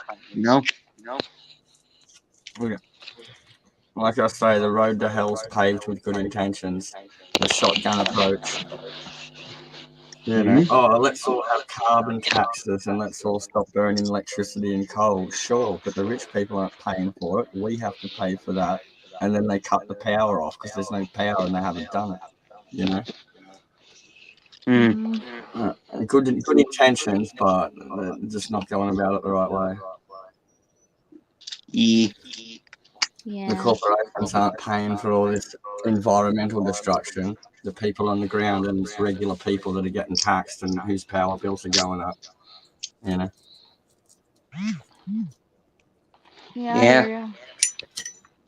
And not to mention even anyway, sorry, political. Oh, sorry. Go ahead. I'm done. Sorry. Okay. Yeah. I was about to mention something else, but I didn't want to, break the rule of, no politics on here. But to mention this too, so basically humans aren't the ones that caused the extinction of mammals. It was just climate change that did. Environmental cataclysm. Yep. Yeah, the Everything got ice messed age. up. We got messed up. Everything copped it at the same time. It looks like now. The old hunting them out. We could have contributed in the very last days, but the general decline probably isn't us. We just probably hit the last ones on the head, Right. Yeah, we have some. We did have some involvement, but we're not the major cause. Yeah. Oh, look, my friend brought me. He brought me a can of compressed air. I've never tried it before. For the computers and electronics and keyboards and stuff. I got an air compressor in the shed, but this is easy to leave on my desk. So I'm going to try and give the laptop a clean today. Yeah, I've got to say, I think it's just for cleaning dust out of hard parts. Where you can't get like a duster in. Yeah, you just give it a squirt and it squirts all the dust out. I'm going to turn on my laptop and give the fan ports a hit because the laptop's sort of a pain in the butt to take apart and clean the fans inside.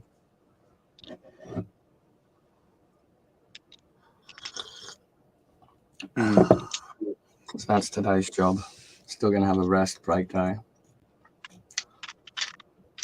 Wear my scarf and avoid some wind so I don't end up with that voice thing again. And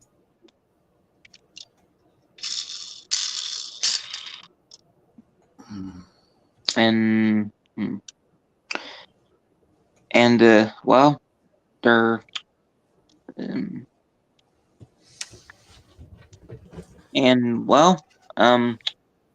so I finished watching that walkthrough of Dark Tide I was watching for the past few days. Though I didn't see an ending to it, but Dark Tide. What's that about? Huh? What's Dark Tide? Warhammer game. Okay. Okay, right. I know of Vermintide, and yeah, okay. Yeah. Though the game didn't end on a proper ending, at least the walkthrough did, but considering the game is a live service, I don't think there really is going to be a definitive ending since the game will be, well, like I said, a live service, and it's just mostly going to be a social thing where people can go in, play, or fool around whenever they want. Yeah. What's a good one that's got lots of lore and story in it for Warhammer, rather than like military gameplay and PvP and stuff? What's a good lore-based one? Because that's what I really like, is the lore behind it and the story. Well, there was Warhammer Online, but I don't think that's running anymore. And there's probably Total War Warhammer. It has some lore bits, I'm guessing. There's just like, I'll type in Warhammer on Steam and there's like 100 of them. I'm like, I can't tell what to buy, you know? Yeah. Yeah, especially whether the ones on there is going to be good or bad, you know? Yeah. I'll just look up YouTube and see what's popular, I guess. See what everyone else is playing.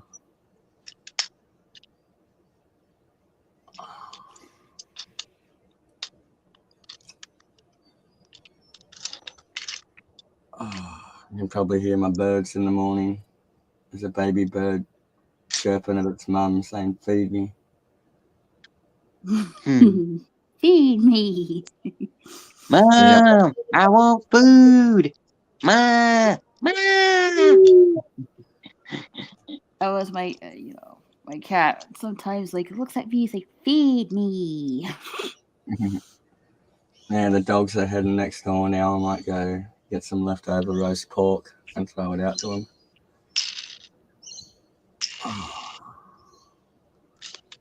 For the birds, now that the dogs are gone. The dogs get enough food. They're not having my roast pork. Oh, no, they heard the dog. And since I got that done, I'm currently rechecking a Halo mod for Halo Reach. I know a little bit about the Halo lore. I watched like a machinima video of them stitching together the story bits. About the enemy guy that basically, like the laser knife people, and he becomes some Archon or something, and he goes against the head guys because they're just turning him into cannon fodder. He doesn't like it. Oh, the Arbiter. Him betraying the prophets. Yeah. I know a little bit about that story. I watched the full thing of it on YouTube, but yeah, only bits, you know. Yeah. I'm basically, rechecking out some things, because a guy I know that makes a Halo mod I've been really enjoying a lot is doing one for a new version of a mod he did for Halo 2. And it was originally made to fix legendary difficulty, to make it more fair rather than Jesus, Mother H. Christ, what is this bull Shrek?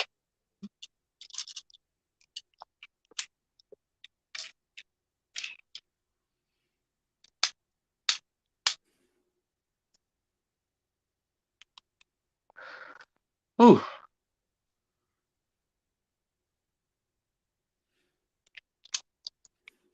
And while I'm still going to, figure to get Darktide, or at least, at some point, and in case, the store made for it gets, gets fixed, I am definitely still going to get Shooter's Blood and Teeth, since, well, who doesn't love the orcs, Mm-hmm.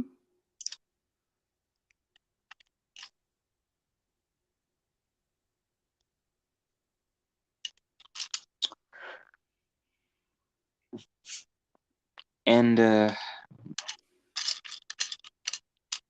what else?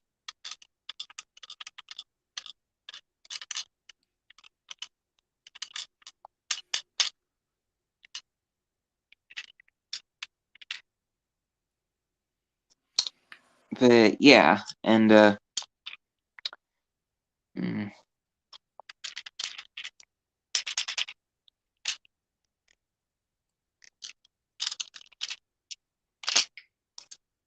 whoop.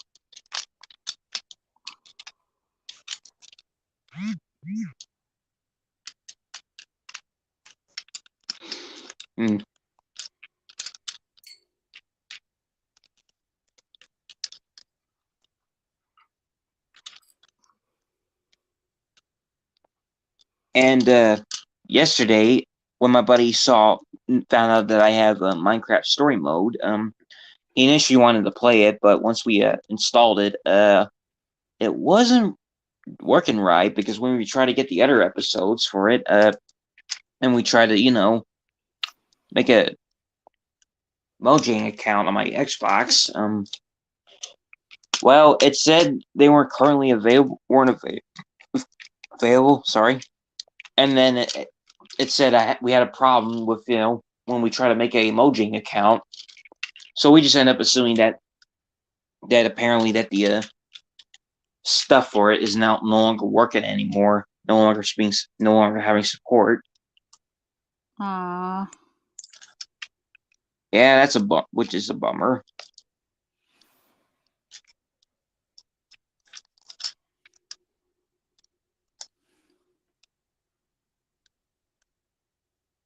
Oh, and I know I said I'm gonna keep my gifts a secret. I will mention one thing. My external hard drive came in too, and once I open that, once I use it on Christmas, I'll be able to extend my disk storage space, and that way I'll be able to play the games I have without have to deal with constant messages of error, load disk space, etc. Oh, good. Back, sorry. Nature called. Had to run. No You're worries. fine. So yeah, since I do got some games in mind to play and maybe install some stuff I wasn't able to, because oh boy, they have a lot of gigabytes in them. And of course, recently I got my Xbox One controller to work with controlling games on there much more. At least some games on there more easier, since some games on there are a bit of a hassle to try to control on with a mouse and keyboard. I play Skyrim with the gamepad on PC because it's just the way the two hands work is so good for like dual triggers. It just works well. Yeah. And the menu system is designed for a controller, so that helps a lot. Yeah. And I've been also trying out. I remember the last time I've tried it, I tried out one of my games finally. That was I originally played on the console, but now on PC with a mod installed in it. Though the only issues I ran into is that sometimes there's some slowdown, maybe because there's so much stuff in the mod, or there's so much enemies that the mod can't mod can't handle it. At least on my computer, and then even sometimes the noise can be staticky when I'm shooting a bolter. It's just a mod that hasn't been optimized well, and it's a bit chunky by the sound of it. Yeah, or at least from on my computer, since I'm playing a Windows 11, and I heard from one guy who's from New Zealand, told me that that Windows 11 was hated. Yeah, I'm not changing until everyone else is using it first. I'm not going to be the guinea pig. I'm sticking with 10. I don't like change. I wish I could go back to Win 7. Windows 10 runs like a phone app. I hate it. It's garbage. Age, ever tried a Mac before? No. Just curious. I never tried a Mac before, to be honest.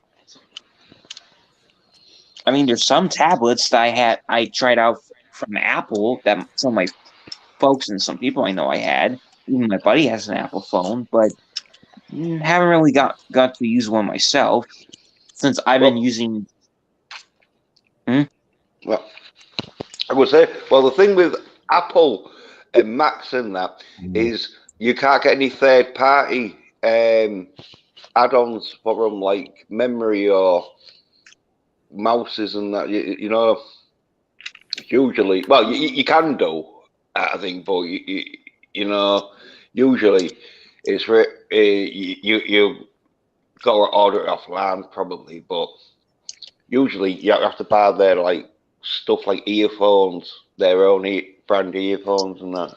Yeah, Apple with their proprietary plugs. You can't charge it with this. You can't use a standard earphone. You know, everything has to be Apple branded Apple, or it's like no. Yeah. That's why, just go with Microsoft Windows because everything just plugs into it and works. And I refuse to touch my PC with my iPhone. I'm used to a Samsung phone, and I just broke it, so I've gone back to my old one. Yeah, I don't think my photos. I'm not plugging it in. Yeah, I don't know if they're compatible sometimes because iPhones are like, I'm not quite sure actually, but I know Apple or usually it's like they'll only work with Apple stuff, but. Have we were talking about animals and dingoes before? On the news this morning in Australia, a 5-year-old boy got attacked by a dingo at a campsite. Is in critical condition. Oh, geez. The dingo ate my baby. It happens. Well, I don't mean to sound crude or anything, but at least he wasn't eaten by a saltwater crocodile.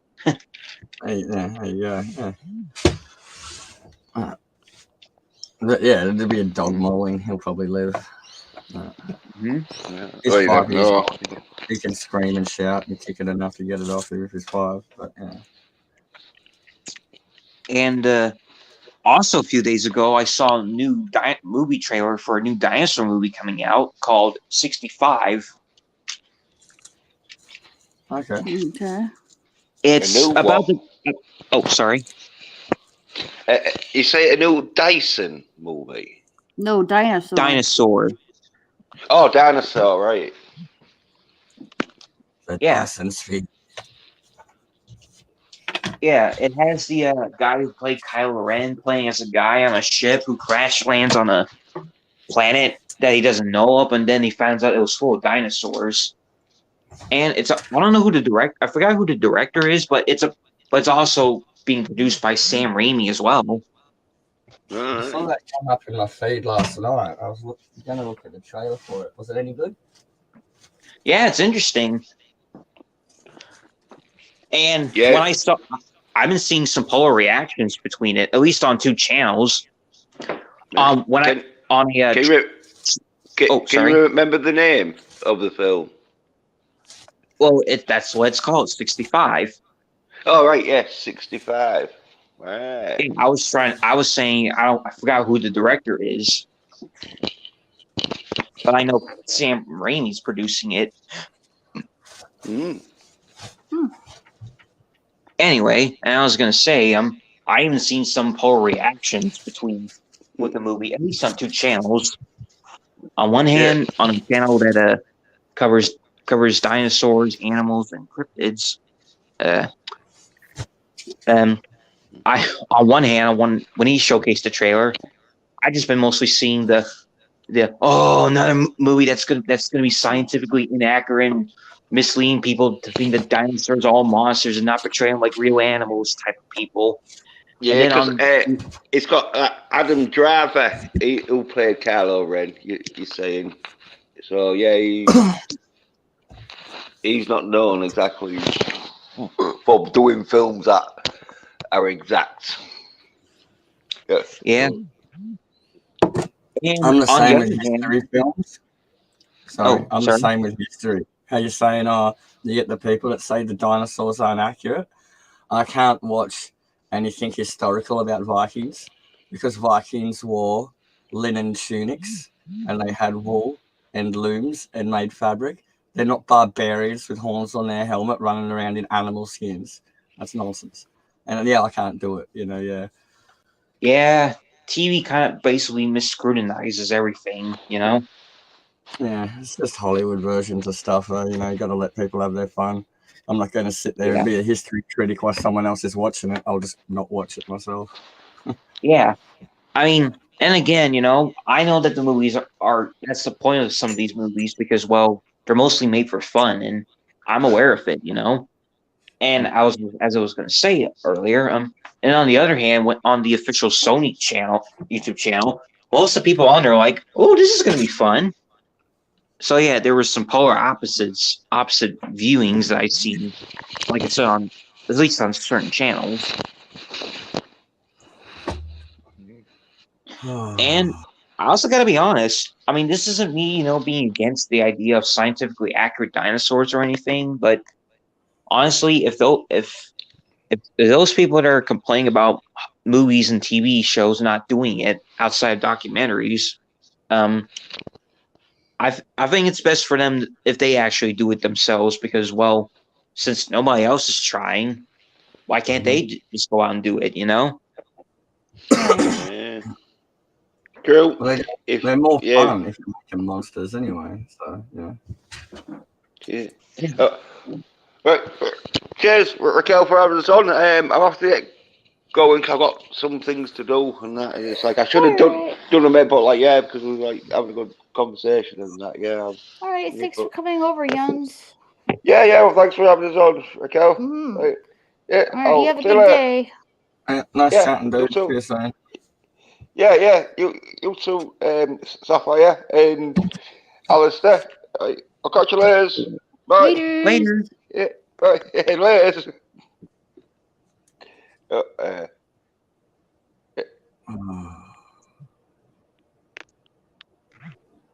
Had something but forgot, or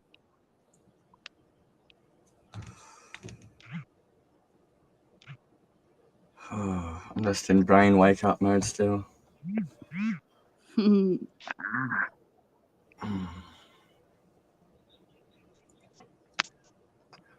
was just fussing, getting out of change of clothes.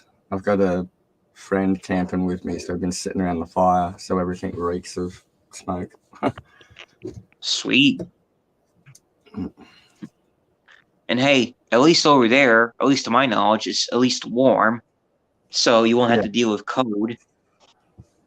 It's cool in my region at night still, but the days are lovely at the moment. It just depends what way the wind goes at night, whether it comes from the mountains or whether it comes off the sea. I see. At least for the most part, it's mostly just summer every year, at least where you're at. Yeah, we don't get any snow here in our winters. It's not far away, though, to the snow, like probably an hour and a half drive.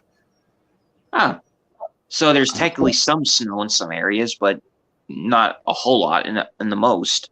Yeah, like about 2 hours inland, we've got a big mountain range, and the peaks of that will get some snow in certain areas down here. But at the same time, you could probably drive 20 minutes the other way and go to the beach and have a swim,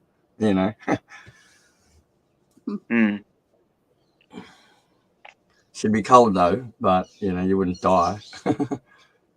Yeah. I mean, heck, even if where I'm at, where I get and especially where Raquel's at, where it's also hot 24/7, where she's at for the most part, at least in Texas. Mm-hmm.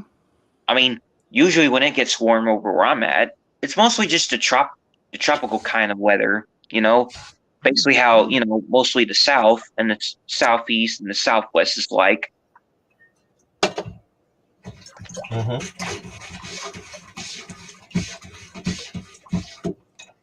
It was cold last night. Phew. It was freezing.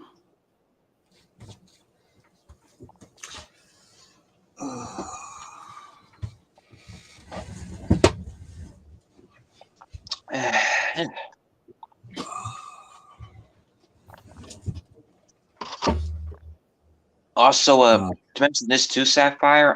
Since I mentioned this to Raquel, my dog has an infection on his mouth, at least on the side of his lip, because he was finding a big German Shepherd again. Wow, poor bugger. Yeah, Dad had to puncture it and squeeze it out. Yeah. Yeah, Lancet. Yeah, that's what happened to me. I jarred a dodgy molar a couple of weeks ago, and when I tried to force it back into place, some blood vessel or something got hit down under my jaw, and it just swelled up with this huge infection, and then it was near my airway. And so they had to get the tooth out from inside my mouth, but they also cut open under my neck and had to put drains and stuff in to get rid of it near my airway. So that was hairy. Yeah, that was only a couple of weeks ago. Still got the dressings on with a hole in my head. Or last week sometime. I got no concept of time. I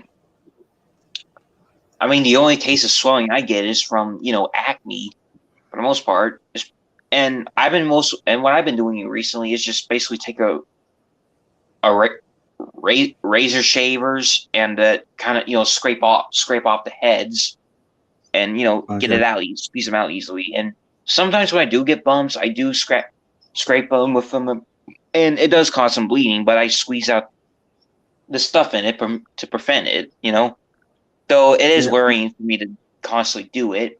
But I mean, hey, I have my reasons, Right. Especially just with myself, it's not so much greasy foods and sugar and stuff that gives me pimples, but it's really processed carbohydrates like pot noodles, 2-minute noodles, packet crisps, and biscuits will always make my back and shoulders break out in pimples. Darn. I've never been one on the face, but yeah, like dodgy carbs and over processed stuff will just give me pimples straight away if I eat a pot noodle. Yeah. I also know that oil also causes it too, especially when it's from the oil from your body, Yeah. I've heard it can be a skin bacteria thing, and the oils on your skin feed it and stuff. I've heard it can be that too. Yeah. For me, it seems to be diet related. Yeah.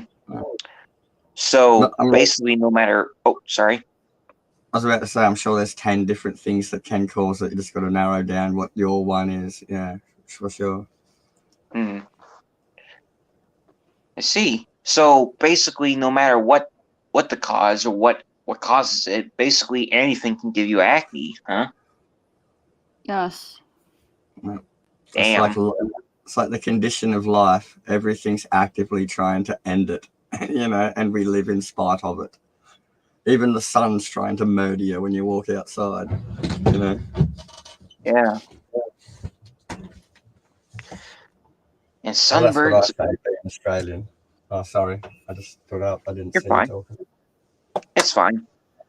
Yeah, and sunburn's a bitch. Sorry. Yeah. Oh man, let me tell you. Yeah. With me being so light fair, it's not. Sorry, Ricky. Sorry. You go. Sorry. I wasn't looking at the screen. Sorry. I interrupted. Sorry. No, you're good. I was clanging spoons, getting the coffee ready. But yeah, Raquel's got fair skin. I've been savagely sunburnt once, never again. That's why I don't really like to go outside and go on the beach, because I know I'll get burned really bad. Yeah. I always try to, put sunblock on myself, especially when I'm in the pool. Yeah, I always keep sunblock in a little tube in the glove box of my car, and if I'm driving and I feel sting on the back of my hands or something in the summer sun, I'm like, yeah, sunblock. I use sunblock. I use like 100 SPF, and in a couple of hours I have to do it all over again, and I still somewhat get burned. I'm like, this is ridiculous. Yeah. Now I just wear an old man hat. I got my wide brim hat. And I'll try to wear a white long sleeve shirt in the middle of the day in summer, or you just avoid it between 11:30 and 1 p.m. You just don't go out there. And not to mention, most of the time, when I do go out shirtless when it's hot, I mostly do it just so I can let the sun dry up my acne. Right. And vitamin D would be good for your skin too, probably. Yeah. And I remember my mom mentioning that bleach also kills acne too, at least pool bleach. My mum said that to me the other day. She's like, oh, you got pimples all over your back again. And I think it's from the coarse hospital sheets irritating the skin. but just like, you got to stand in the sun. And I'm like, oh, okay. But she said that, yeah, the sun helps. Yeah. So.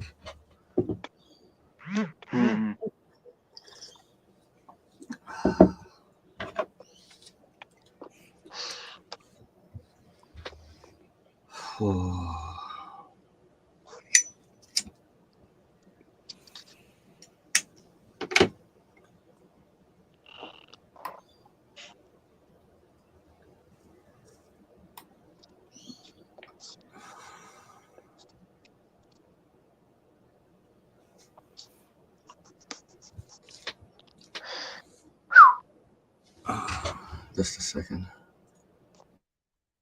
No worries. Take your time. Mm-hmm.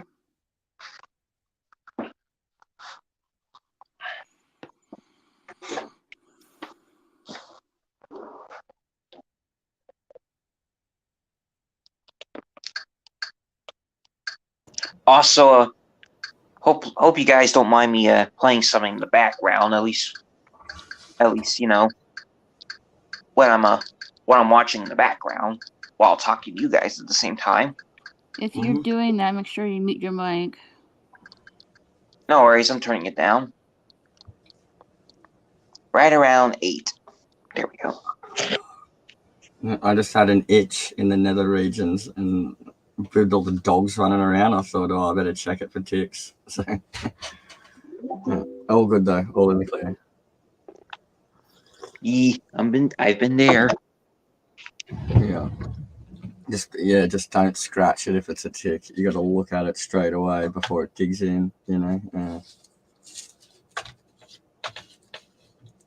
Yeah, I technically found a tick around my nether regions, but it wasn't directly on my Okay, TMI. Yeah, okay, yeah. I was about to say, we've all got some stories, but yeah. Yeah, I've had some rough ones.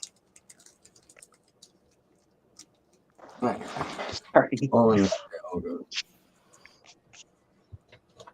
Oh, I might potter back and forth and relight the fire pit for my friends when he wakes up. There'll be a hot kettle of water going outside for him.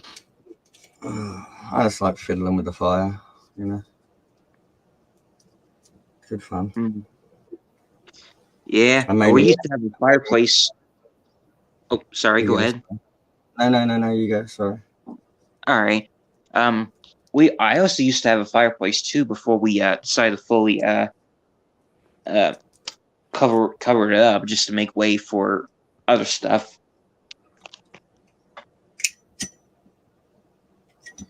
They're good to have, you know, always a backup. But yeah, we just mean the outside stuff.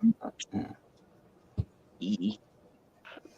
I got a nice fire pit cut down from an old stainless steel keg, and I've got a rotisserie rollick attached to it, and it runs off a torch battery. Yeah.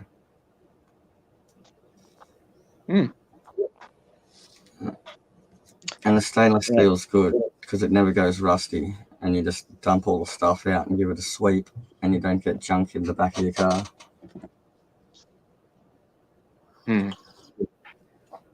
And yesterday, me and my buddy went to Subway, and I tried to get a tuna fish sandwich again, but they told me that there were all out of tuna. So I went with my original usual, the all-American club meat sandwiches. Oh, what we got here?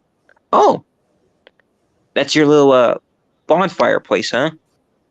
Yeah, and that's my friend in the background in the tailgate of his vehicle making a toasted sandwich. Ooh, sounds yummy.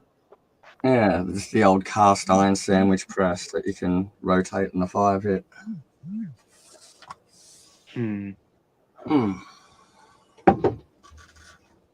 Yeah, that's his setup. I got the caravan and all that. I normally don't camp. I've got a stove to make my cup of tea.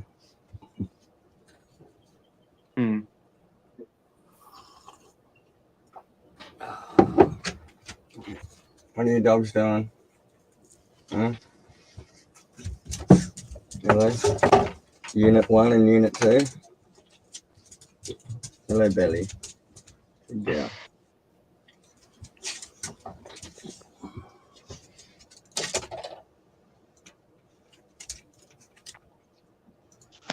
That must mean next door's working today if the dog's over here.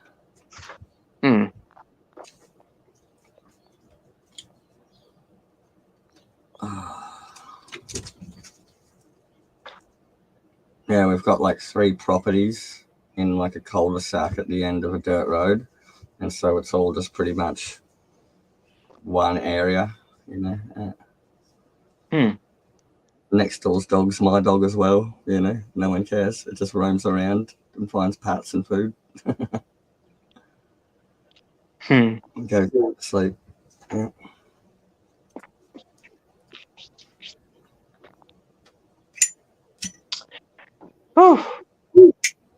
Well, and by the time January comes, well, aside from maybe some stuff my dad will do, I just can't wait to just mostly relax for the most part this the beginning of next month, since everything will be snowing and not really too much to do, but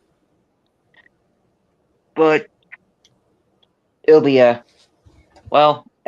it'll be nice at least mostly just get back and relax for the most part. Right.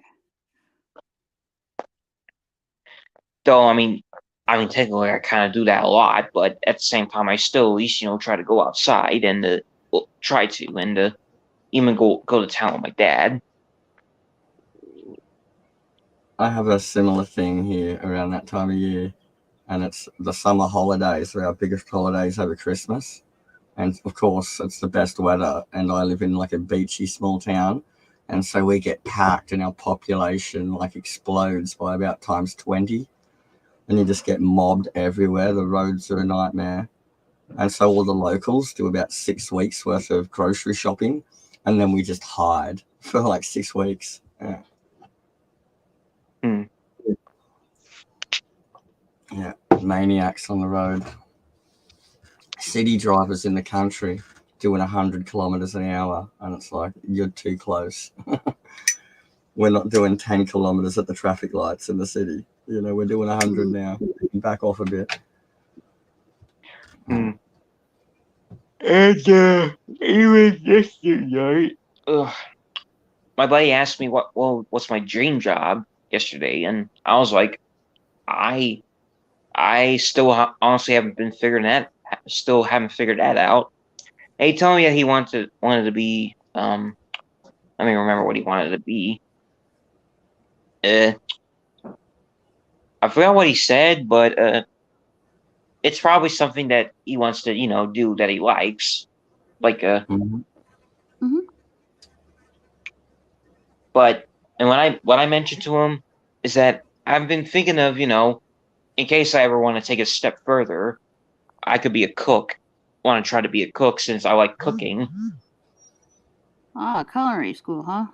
Very noble profession there. I always respect a good cook. Yeah, it's just hard work, of course. And no one appreciates. Yeah, it's hard work. You have to be. You got to be really okay working under pressure and being quick. Yeah. Kitchen lines, pressure. If you're good under pressure, but it just takes learning and practice. Like with me, customer service, working at the checkout on weekends for like 15 years, it took me 7 years to learn to not take idiots personal when I was younger. But some people are just rude, and it's not actually at me. Anyone, you could replace me with anyone and they still would have been rude, and it took me a long time to learn that kind of thing. But yeah, I already got to be a blacksmith and my tool making and my knife maker's guilding and that, and it's just because I loved it and had so much passion in it. It was so devastating trying to make money out of it with pressure and that, and it kind of ruined the fun a bit. I kind of cracked and went a bit crazy, but now I'd say my dream job would just be working the checkout, talking to people, no pressure. You're just cruising, I get it. You just talk to everyone about the weather. How's your day been? Oh, a lovely day. I get Yeah. to tell my dad jokes when there's an awkward silence, and everyone just snickers and shakes their head.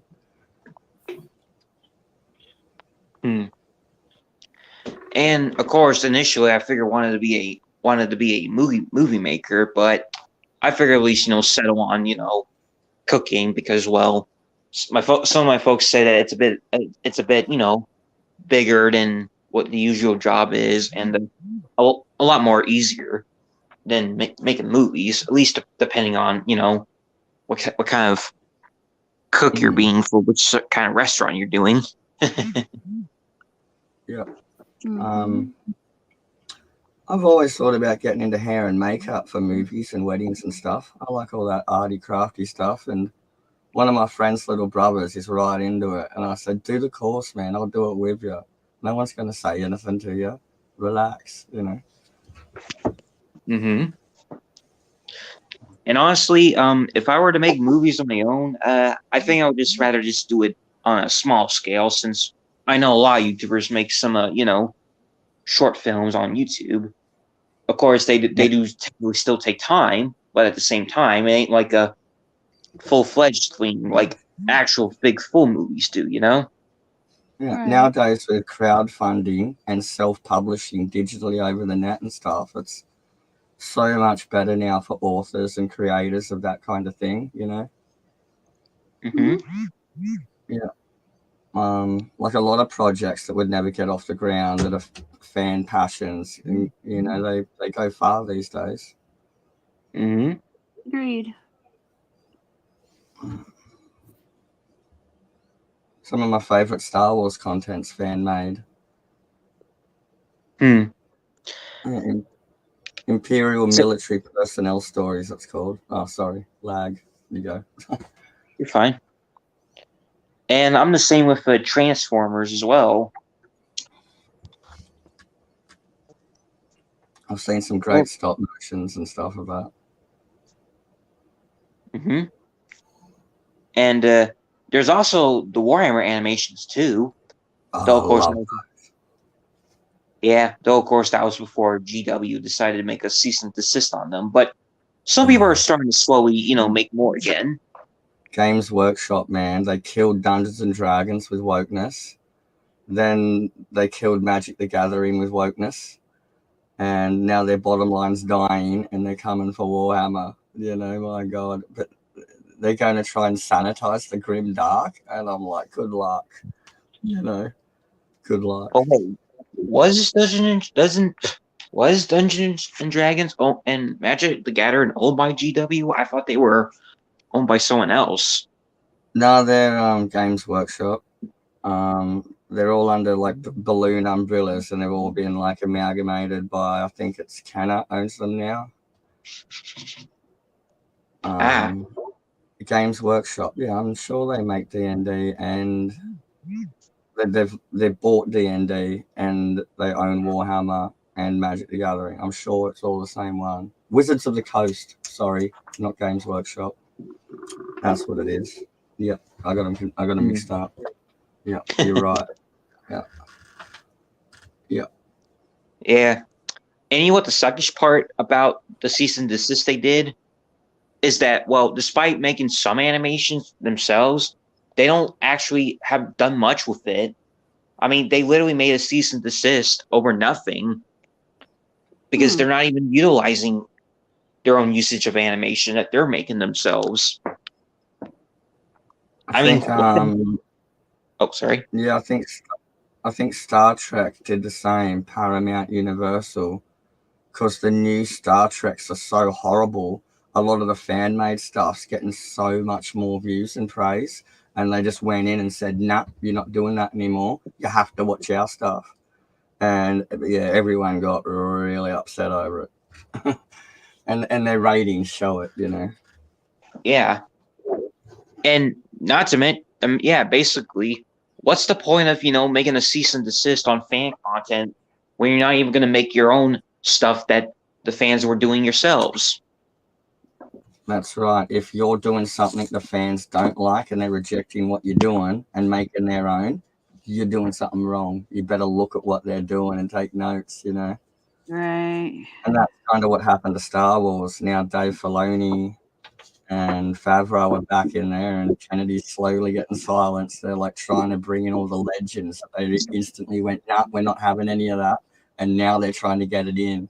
You know, A little too trying to late, get if some you ask goodwill back me. with the fans. Oh, sorry, Rico. So it's a little too late, if you ask me. Yep, that's it. Yeah, too little, too late. Yeah, I mean, heck, at least some franchises out there are more lucky than some. I mean, at least Hasbro ain't cease and desisting fan-made Transformers material, and they're still allowing it. Yeah, like there's still good things coming out. Like that, not everything hates the fans, and yeah. I always try to bring it back to something positive, and I love new DreamWorks Voltron. You know, it's updated, it's changed, but it's good and it works, and I like it. And there's plenty of stuff for fans in it, and they never told us that we were trash for not liking it. Mm-hmm. And not to mention, and you know what's the funny thing about GW when they were making with Warhammer is that they're copywriting people for making material based on their work, but yet they committed copyright for it too because they literally lift off stuff from other sci-fi universes like Dune into their stuff. Though some people might point out that it's a satire parody of sci-fi, but still, Hey, George But- Lucas, how are you doing? But still, in my book, without being having this little GW praising lens that some people out there got, regardless of what some stuff they have done that's good. Basically, it's still a little hypocritical of them for committing copyright striking people for making Warhammer fan-made Warhammer material when Warhammer itself when they were making it was literally copyright infringement too. Yeah, it's like, what do they say? Copying's the best form of flattery. And if fans are making content, it's only going to make your brand more popular. You know, they're doing it for you. Yeah, it's literally advertisement. I mean, heck, even a YouTuber I know that originally was made Warhammer animations, he got picked up by GW, but he got radio silence after GW tried to, gave him an offer he couldn't refuse.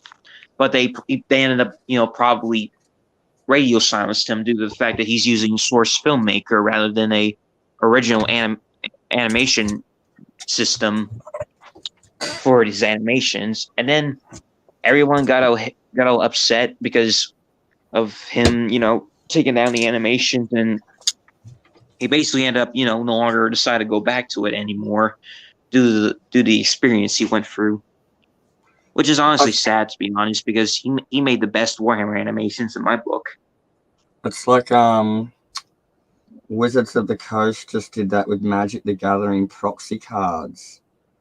They're not tournament legal, and it's just fans that want the expensive cards to play with their friends, and so they get pirate versions of them. And this dude was doing something good for the community with these high quality proxies. And Games Workshop came in and shut him down because they're just losing so much money. And I think Warhammer tried doing it with the miniature models and 3D printing. And if they weren't selling tiny bits of plastic for $100, they'd be competitive, But they're just milking the market, and they tried to shut down 3D printing, and people are just like, no, that's not happening, Yeah. Mm-hmm.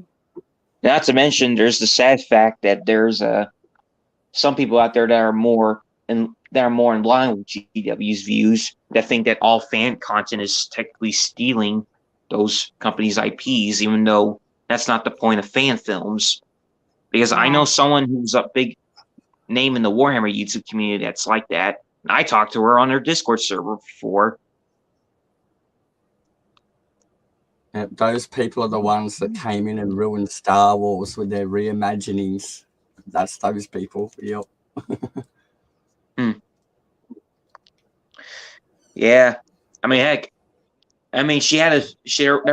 I know I shouldn't, talk about politics on here or anything, but just to make a quick rapid fire round, just to make it a quick way to not to discuss it and not discuss it. Basically, there were moments where I did notice some stuff, like her and a few groups of people were crap talking about right wingers, and then saying she doesn't care for another person in the Warhammer YouTube community that she used to be friends with because he supports a right winger, and then they kind of chastise me because I lean towards the middle ground rather than left, or think that also both the right wing and the left wing are bad. Mm-hmm. Mm-hmm. And then they try to say Broden was. Said. I agree with everything you just said. Yep, because I'm a smart boy. Yeah. Mm-hmm. And not to mention, since I'm born with Asperger's, I've been using my brain more than those people. That's right. You're questioning things. Yeah, even if I look at the headlines, just scroll to the bottom, and if there's no sources, they're full of crap. Yeah. Yeah, and even if I didn't end up questioning them at first, there are those moments where I now look back at them, now started questioning them even more, and I could have maybe I could have just said this and maybe made a checkmate move on it. There's one thing people lack in modern discourse, and it's the ability to change their opinions based on new information. They get stuck in their groups and echo chambers and stuff, and both the right and the left do it. The left's worse for it. The right tends to be a bit more open and accepting, but they've both got their whack jobs, depending on how far the rabbit hole you want to go down. Anyway, yeah. I'll get in trouble. Yeah, same here. I would mention a last bit of info, but not going to prolong it. No, you can go ahead. Last bit of info. Okay, well, and then I told them about Brodan, and they thought he was a right winger, all because he didn't say that Miss Marvel didn't look good to him, and they thought he was some kind of that's just literally his opinion. And then they try to point out him, wanting a much more older actress, and they kind of whined about him wanting to at least not gonna mention it, but just wink wink to her, even though that's literally what most guys do. I mean, I've been there before. And they try to ask me, are there any leftist YouTubers I'm subscribed to?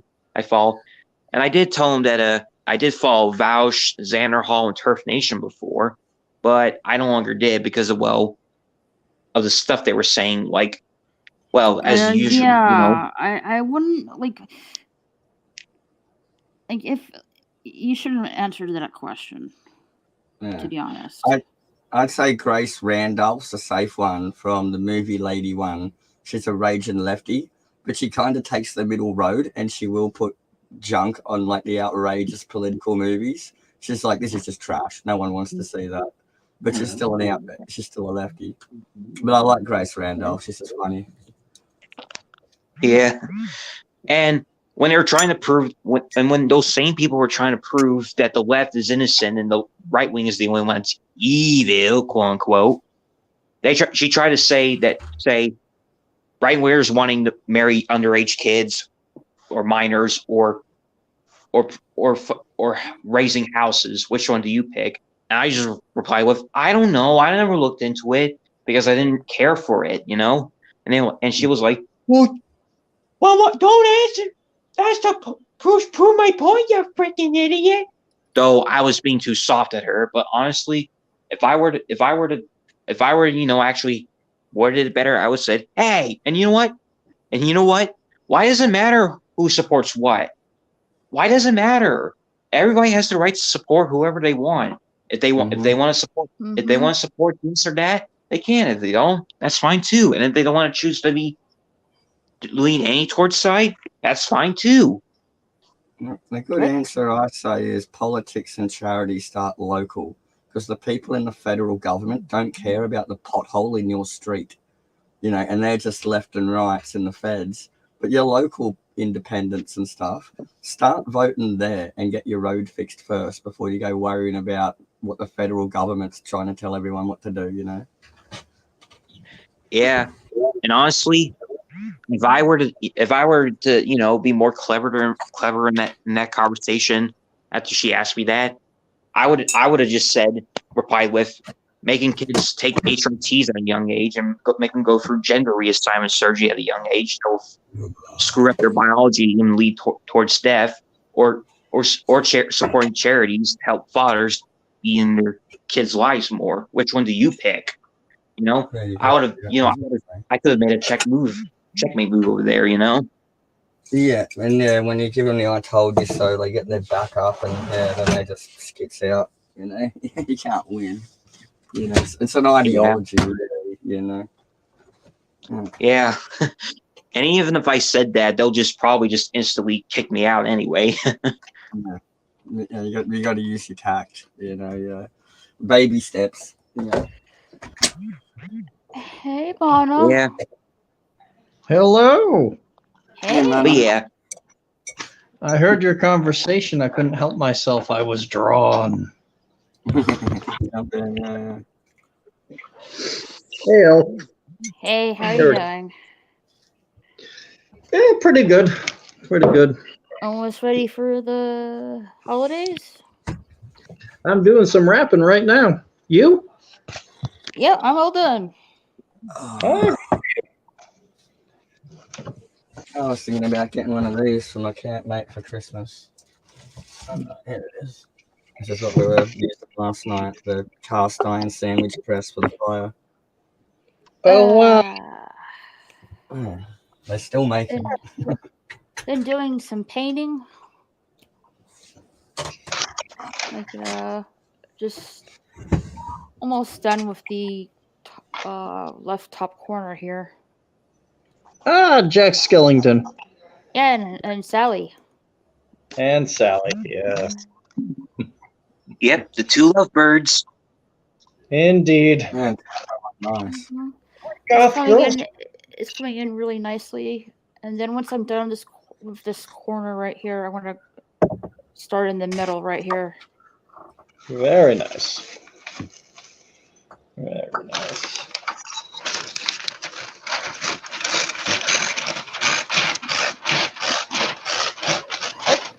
Mara! Meow meow, everyone. Meow meow. Yo. Mara. Hello, Elf. Hello, Morning, Mara. Alistair. Hello, Mana. With her and hugs. Yeah, I've actually been trying to add to your watch time for like the last 2 hours. But you ever talk to those folks on the phone and they end up being people you stuck on the phone talking to them for 3 hours, and you're like, man, Yeah. I can't believe I signed up for this. Yeah. So I gave you a like 2 or 3 hours ago, and I've been leaving it running in the background. So you trying to show my support. Thank you. But I knew if I said hello and y'all like, hey, Maura, why don't you come up here? I wouldn't have answered because I had it on mute. So y'all be like, why is she ignoring us?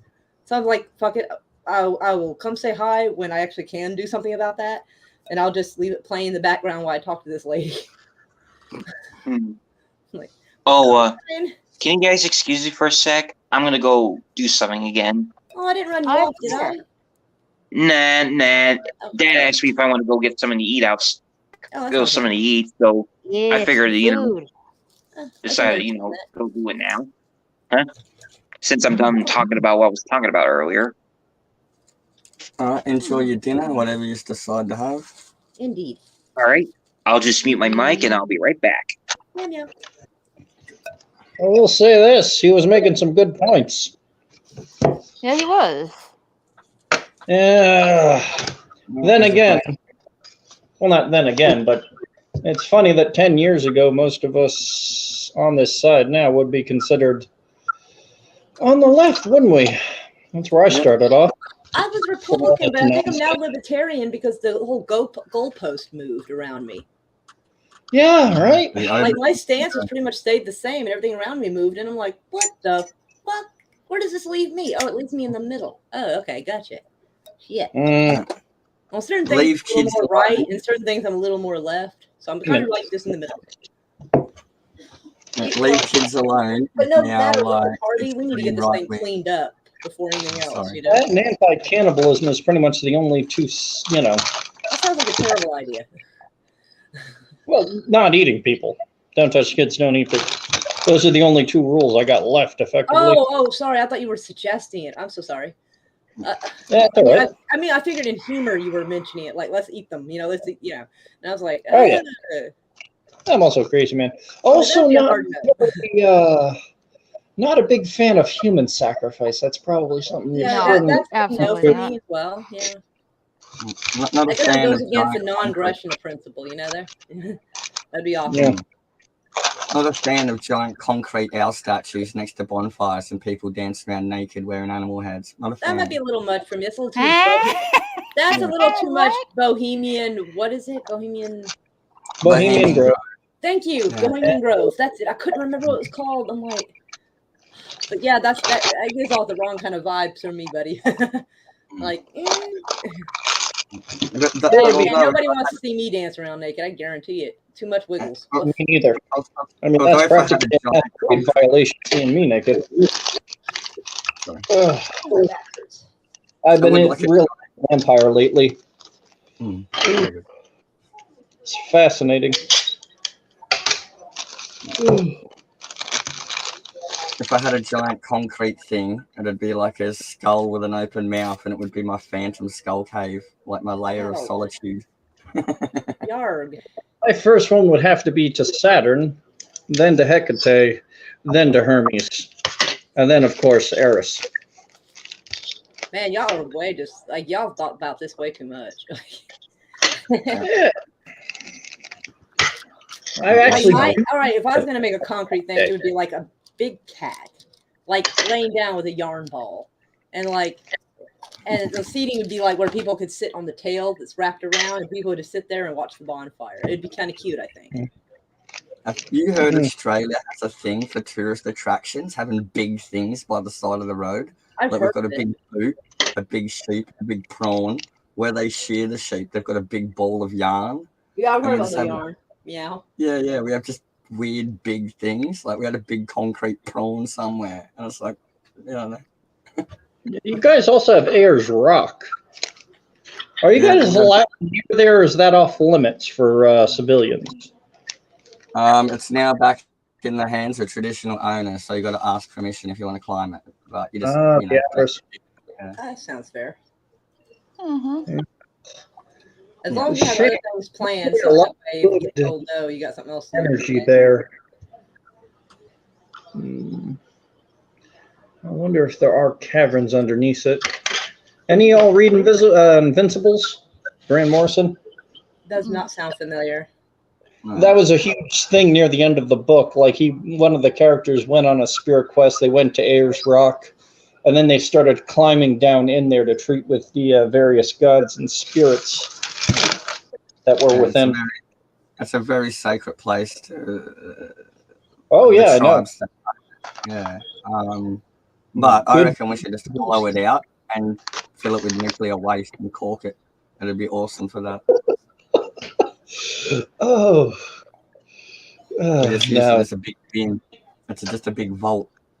Just really? Dig a hole in it, crap, and plug it back up. No one will ever know. It'll just glow awesome at night. That'd be a good place for ritualistic magic, one would assume. Of course, I don't really have any desire to go down to your island, sir.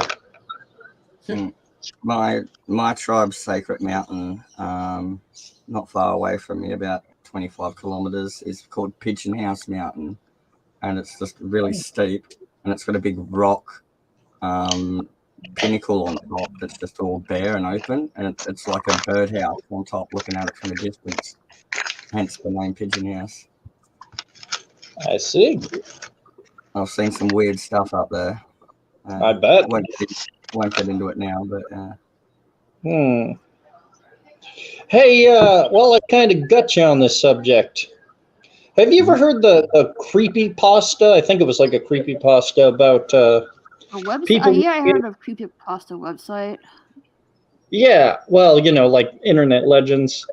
about people moving into like a certain area of Australia, and then they started seeing like smoking shadow beings, and they later like found out that it was like this group of entities that got held at bay by the natives for a time past this river, and then they they developed over that, and that sort of broke the barrier. You ever heard that particular creepypasta / urban legend type dealie? Not that, but I know what they're getting at. Yeah, those things would be Oh, known so as. that's a thing down there. Yeah. Huh. Yeah, they'd be known as Pumpkins. They're like a spiritual version of the hairy man, you know. Yeah, Bigfoot? That's not but like on yet, is like it? a ghost, intangible version of it, but not like a solid physical one, the way it's talked about. Yeah. Yeah, that's some interesting stuff. I love that stuff. Yeah, I love social anthropology and history. How are you? Hugs. I'm getting a little tired. Oh yeah, I'm gonna make dinner soon. I'm doing okay. You, Raquel? Huh? I'm doing okay. Yeah. Alistair is eating some food. I think Elf is about to make some food. And I'm not sure what Man is doing, but hopefully he's doing okay too. Wrapping gifts, and then I'm gonna make me some tots because I've been wanting some tater tots for like 4 days. I'm gonna stay here for like a 1 more hour, and then I'm gonna get going, get something to eat as well. That's cool. So Raquel, you got any plans for the holidays? Yes, gonna spend time with my family. That's cool. I know that you fly around a lot. I won't do that till next month. Ah, that's cool. Yeah, I get a week off from what I'm doing right now. I'm in training right now, so I get a week off. Not this week, but the week after, and then the real trial begins. Hey, Oh yeah, Dan. oh yeah. How's everyone doing? Doing good. That's good. You took a loss in this scene, did you? Yeah. You took a loss in this scene, Raquel. Yes, I have. Yeah, you have, yeah.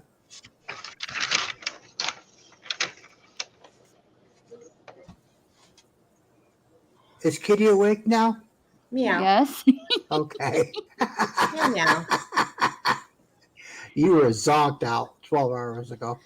Well, it's not past my bedtime, yeah. Oh, apparently, yeah. It was just Raquel and I for like an hour and a half after you zonked out. Then Milton showed up and Sapphire showed up. And, yeah.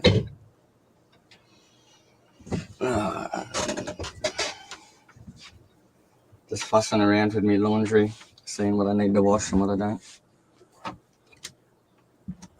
Dressing gown's looking a bit funky. Yeah, Raquel, I've yet to watch the shows yet. I'll do so later tonight. Me too.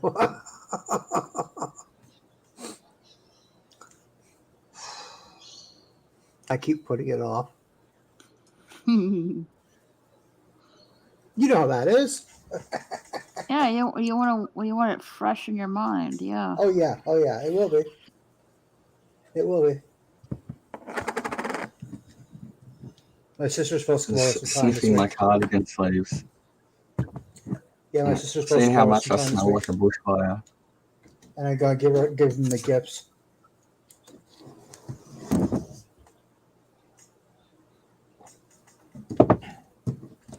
We're gonna have dinner over here, and then I'm gonna give them the gifts and whatnot.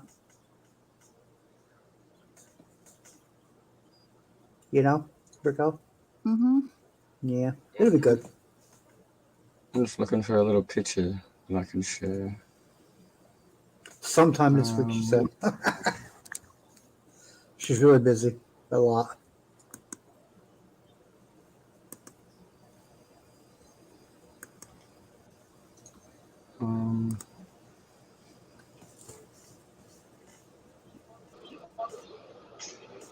So how is Kitty? Meow. Yeah. I'm okay. That's good. I'm working on my hair roots right now. Okay. Okay. Lighten them up a Working little on- bit, then I'm gonna put some blue on there and have a brighter, funkier hair. Nice. The color starts to dull kind of quick, surprisingly. Really? Yeah, but it's okay. Eh. You got to share when you're done. Huh? You got to share when you're done. Yes, I suppose I could. You have to. I want to see what Kitty looks like with blue hair. You've seen me with blue hair. I have. My hair's been blue for like the last 3-4 months. Oh, I can't tell distance too well. Okay, fine.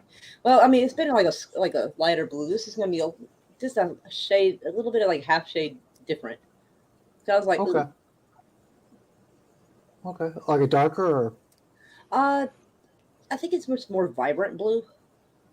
Oh. I mean, I don't know. I hope it comes out okay. I don't know what's gonna like on my hair, but we'll have to see. But right now, I'm making the roots lighter, so it'll be more obvious. I was gonna say more pop. Yeah. Yes. I'm thinking I should like recolor my fake hair as well to match. Okay. Gives me extra oomph because I have thin hair. Plus, when you have this underneath of your hair shaved, it's thinner, so it doesn't make for the same popping ponytail. Okay. Yeah, I got super fine hair. I don't have the undercut or anything, and even if I gather all of it into one ponytail, it's only about as thick as my thumb. Right, it's the same here. Ooh. And there's my big keg fire pit with the rotisserie on it. Oh, nice. Nice stuff. And I think car that's battery hooked up to it. Nice. yeah, I think that's a shoulder of lamb and some foil jacket potatoes. Nice. Oh, okay, I see him. Yeah. I didn't know to look for the potatoes there for a second.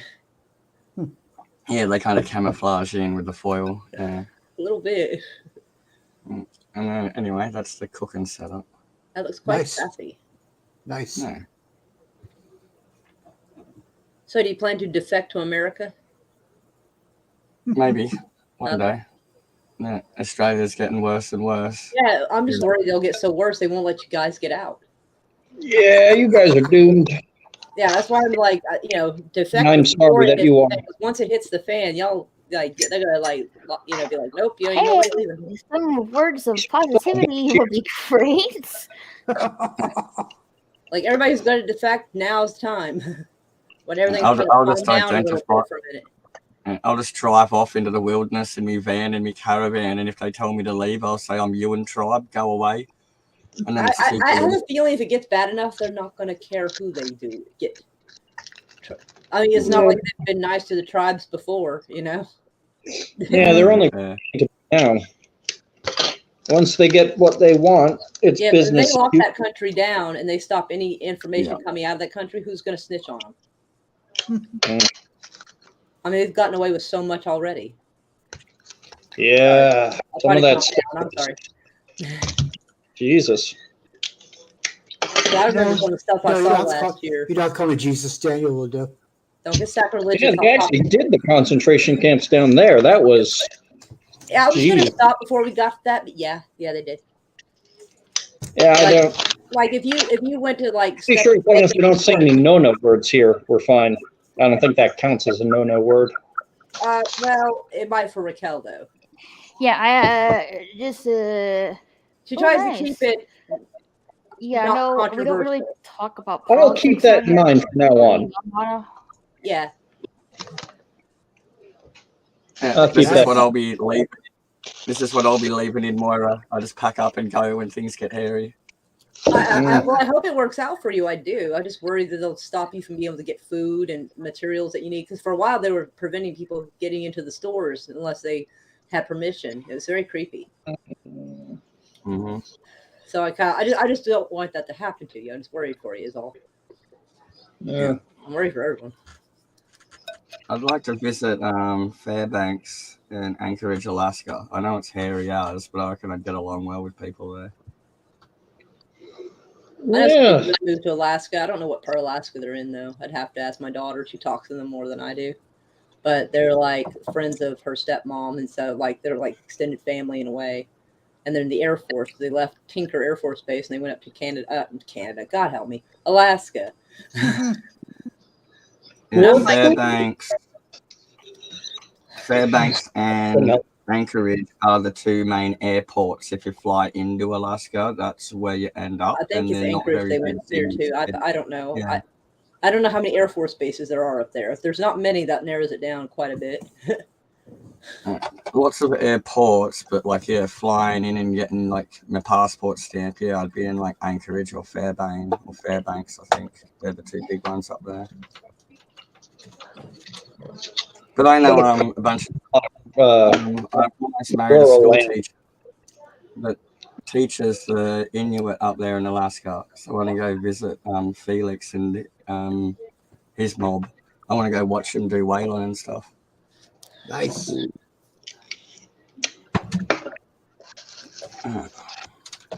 Yeah, he sent my mum for her birthday a set of walrus ivory earrings he made in art class, because they're natives, they can do that stuff. I want a set of mascot Star Wars Ugg boots. Yeah, like Chewbacca Ugg boots. Yeah. And that'd be pretty bitching to have an Occam made of that. Hell yeah, yeah. Yeah, the mascots like Star Wars tauntauns. They're crazy. Yeah, man. I don't think I've met you before. Yes. I know Raquel through Pete and his ilk, and I like to pop in every once in a while. Did you guys see Pete's stream this week where he was just dropping fire? No. Babylon Burning, you mean? Yes. Oh man. Yeah, he was here yesterday in the chat. Yeah, like 12 hours ago. I saw that. When you were asleep, Maura. Oh, meow. Of course. Yeah, it's 13 hours ago. Daydreaming. Actually, it was just before 4 a.m. Eastern when I left. So, yeah. And he was streamed live much right now. I don't think I know you yet. I don't think I've met you yet, Mana. Yes. Which one is you? The Burger King guy? Ah, yeah, Dan. Burger King. Yeah. Ah, nice to meet you. Nice to meet you. Are you Mana Ray of Hope? I am indeed. I thought so. Yeah, I know. They gave me the option to pick a different name, so I did. Because fun. Why not? Also, I'm quite mad, so, it works. Awesome. I was like, man, I'm stuck with Sapphire Elf. We all go a little mad sometimes. Indeed. Seems like it's the going like, that's the worst part. Seems Yes. everyone's like, I don't know, taking a break or something like that. I don't know. What do you mean? For streamers or content creators? What are you talking about? Like, Pete, Fed, Yeah. Well, Fed's a wild man. He's always jumping in and out. You know him. Plus, they knew him all the time, which gives some horrific validity to what he says. And Pete has, like, a job and 2 kids, so, I get it. I do miss the old days, though. Still, you're pretty chill. I like talking with you and, dropping by every once in a while.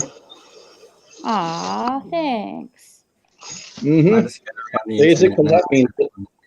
Sorry. It's all right. Yeah, and since it is the holidays, people have, like, stuff to do. Oh, yeah. Yeah, I miss the old days, too. Still, that's one thing you learn as you get older, right? All things aren't permanent. The Buddhists had that much right. So you can rail against it, or you can learn to move with it. It's like I said earlier, what is it? The meaning of life is the will to overcome the horrendous odds that everything is actively trying to kill you. And the fact that we survive in spite of that is the reason for living. To live and to conquer. But the second part is much harder. So definitely a worthwhile endeavor. What if I don't want to conquer? Well, that's your business. I know what I want. I've got weird ideas. Oh, me too. Me too. I actually want to make a grimoire one day. That'd be quite enjoyable and a way to leave my mark on the world since I'm not an artist or a writer. You know? I'm good at metalwork and welding and brazing and soldering and stuff, and I want to make a metal small book cover that's got the lock and stuff on it with the chains, like the paladins from whatever, like a Libram case for a grimoire. So if I make the cool box, I can write the cool book for it. Libram, you a Warhammer guy at all? I was a Warcraft a lot, but I do love the lore of Warhammer. I've just never played, and I've only just started looking into like the lore of it. Hey, die by the sword. Here. I like Hey, that's some good stuff. Die by the sword. Hail. Also, if you want to get into it, the Black Pants Legion has done like a 14-part series called the Menestrata Mundanus on their podcast channel. It's a good listen. They're fun guys. I do, listen to a few of like the motion comic things people do, and I watch people play a few games just to get like how does the lore go into the game system kind of idea. And I think it's a playthrough of, I think it's Dark Heresy. So it's actually pretty good. Very few. Go ahead. My way of getting into it would be I'd like to just start painting minis, and something I can do creative at my desk. Even if I don't play, I'd like to just do minis and get a snow globe kit and do little dioramas and cap it so I don't have to touch it again, you know? No, I can see that. You're a pretty creative person. I have returned.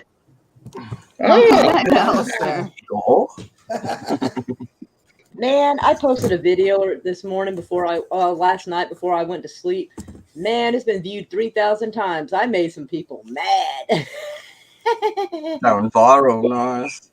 Well, it's my idea of viral because, TikTok, like I've been shadow banned, but this got attention, man. It got people mad. There's some crazy out there. There's some crazy folks that think that JFK Jr. is alive and is going to be like Trump's running mate. And I posted a video going, listen, I hate to hurt your feelings, but this isn't going to happen because he was probably killed by Hillary. And the statistics say 100% of those people stay dead. I'm sorry. Please stop this. Man, people lost their mind. They're like, he's alive. And like, you'll see, like, it's just constant. Like, did you see his body? Bitch, did you? I recorded a song on a karaoke site I've been on for 15 years recently called F Everything. And it's like F left, F right, F Democrats, F Republicans, F queers, hipsters with beards, and just everyone gets written off. They hear one little bit they don't like, and within 10 minutes, I had all this rage, and I'm like, yes, mission accomplished. So I was laughing my ass off at all their rage. Like, they'll just hear one word. The hate flow through you. But you should see the comments. In fact, I'll tell you where I am, like, because you don't actually have to have an account on your computer to like see it. I can feel your anger. Let it flow. Yes, kill everyone. God that's my TikTok name right here, and it's the third video in, not the last, not the second to last, but the third video in is the one where I'm talking about this silly, and people are so mad. Oh my God, you should see the comments. They are fucking hilariously pathetic. Like, they are delusional, and it is funny. Most of them are like, you'll eat crow when you find out you're wrong. Or no, wait, one person said I'll be eating crow. Another person goes, you'll eat those words. And I'm like, if he comes back to life, I will bring barbecue sauce and a fork. My words, buddy. I'll be glad to, because that'll be a hell of a trick to play. Like, I'll be impressed. And like, other people are like, I've seen him at Mar-a-Lago. He's alive. He's under military protection. I'm like, you're broke ass. Didn't go no Mar-a-Lago. Shut the fuck up. You know, it's just so insane. He's alive. He'd be like close to 90 years old at this point, wouldn't he? No, that's JFK, not JFK Jr. JFK Jr. was like 30 when he died in 1999. How did he? Plane crash. Him and his wife were in a plane crash going to Martha's Vineyard. That's right. But they are losing their shit, and they're like, yeah, like JFK would probably be close to 90. He was born in like 1929 or some shit. Yeah, he fought in World War II. Yeah, that'd be about the right age to fight in World War II. Yeah, 1925, 29, somewhere in there he was born. I don't remember. The point is that people on there are defending the fact they're like, oh, he's alive, you'll see. And I'm like, okay, time for your meds. One person goes, you're wrong. Next, I went, that's a heck of an argument you got there, buddy.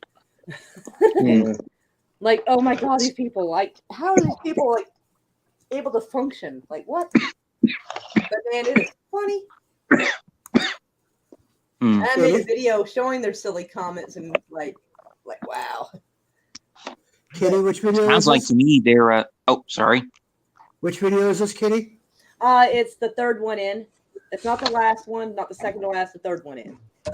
Okay, I have. It shows me. It shows my TV screen. Moira goes off on the politics. I've heard her get into it a few times. She's savage. Yeah. But yeah, someone had posted it on Facebook, and I didn't want to hurt the lady's feelings, so I didn't show her name of the person who posted it. But I use it as an example of the silliness. I'm like, let's just tackle this right now, folks. It's not on the YouTube channel, is it? No, it's on my TikTok. That's I don't have your TikTok. Right here. Sorry. Yeah, this is my TikTok name. So JFK Jr. is going to run for Republican VIP. That's what they think. And I'm like, bless your heart. Bless your heart. Like, been saying that for decades. It would have made sense if he was around. Why didn't he do it in 2016 then? Why didn't he do it then? Huh? Like, come on now, folks. Come on. It is such a election and some of the people who have fussed at me, I've looked at their profile picture, and it's like an age progressed photo of JFK Jr. And I'm like, y'all are so weirdly obsessed about somebody who's like probably don't even hardly remember. One girl's like, he announced that JFK Jr. was alive. I'm like, right. This might be Trump did. I'm like, can you show me a clip of this, please? As far as I know, I have not received that clip. I'm like, oh my God. And based on how you described them, they sound like the Snyder cultists for JFK.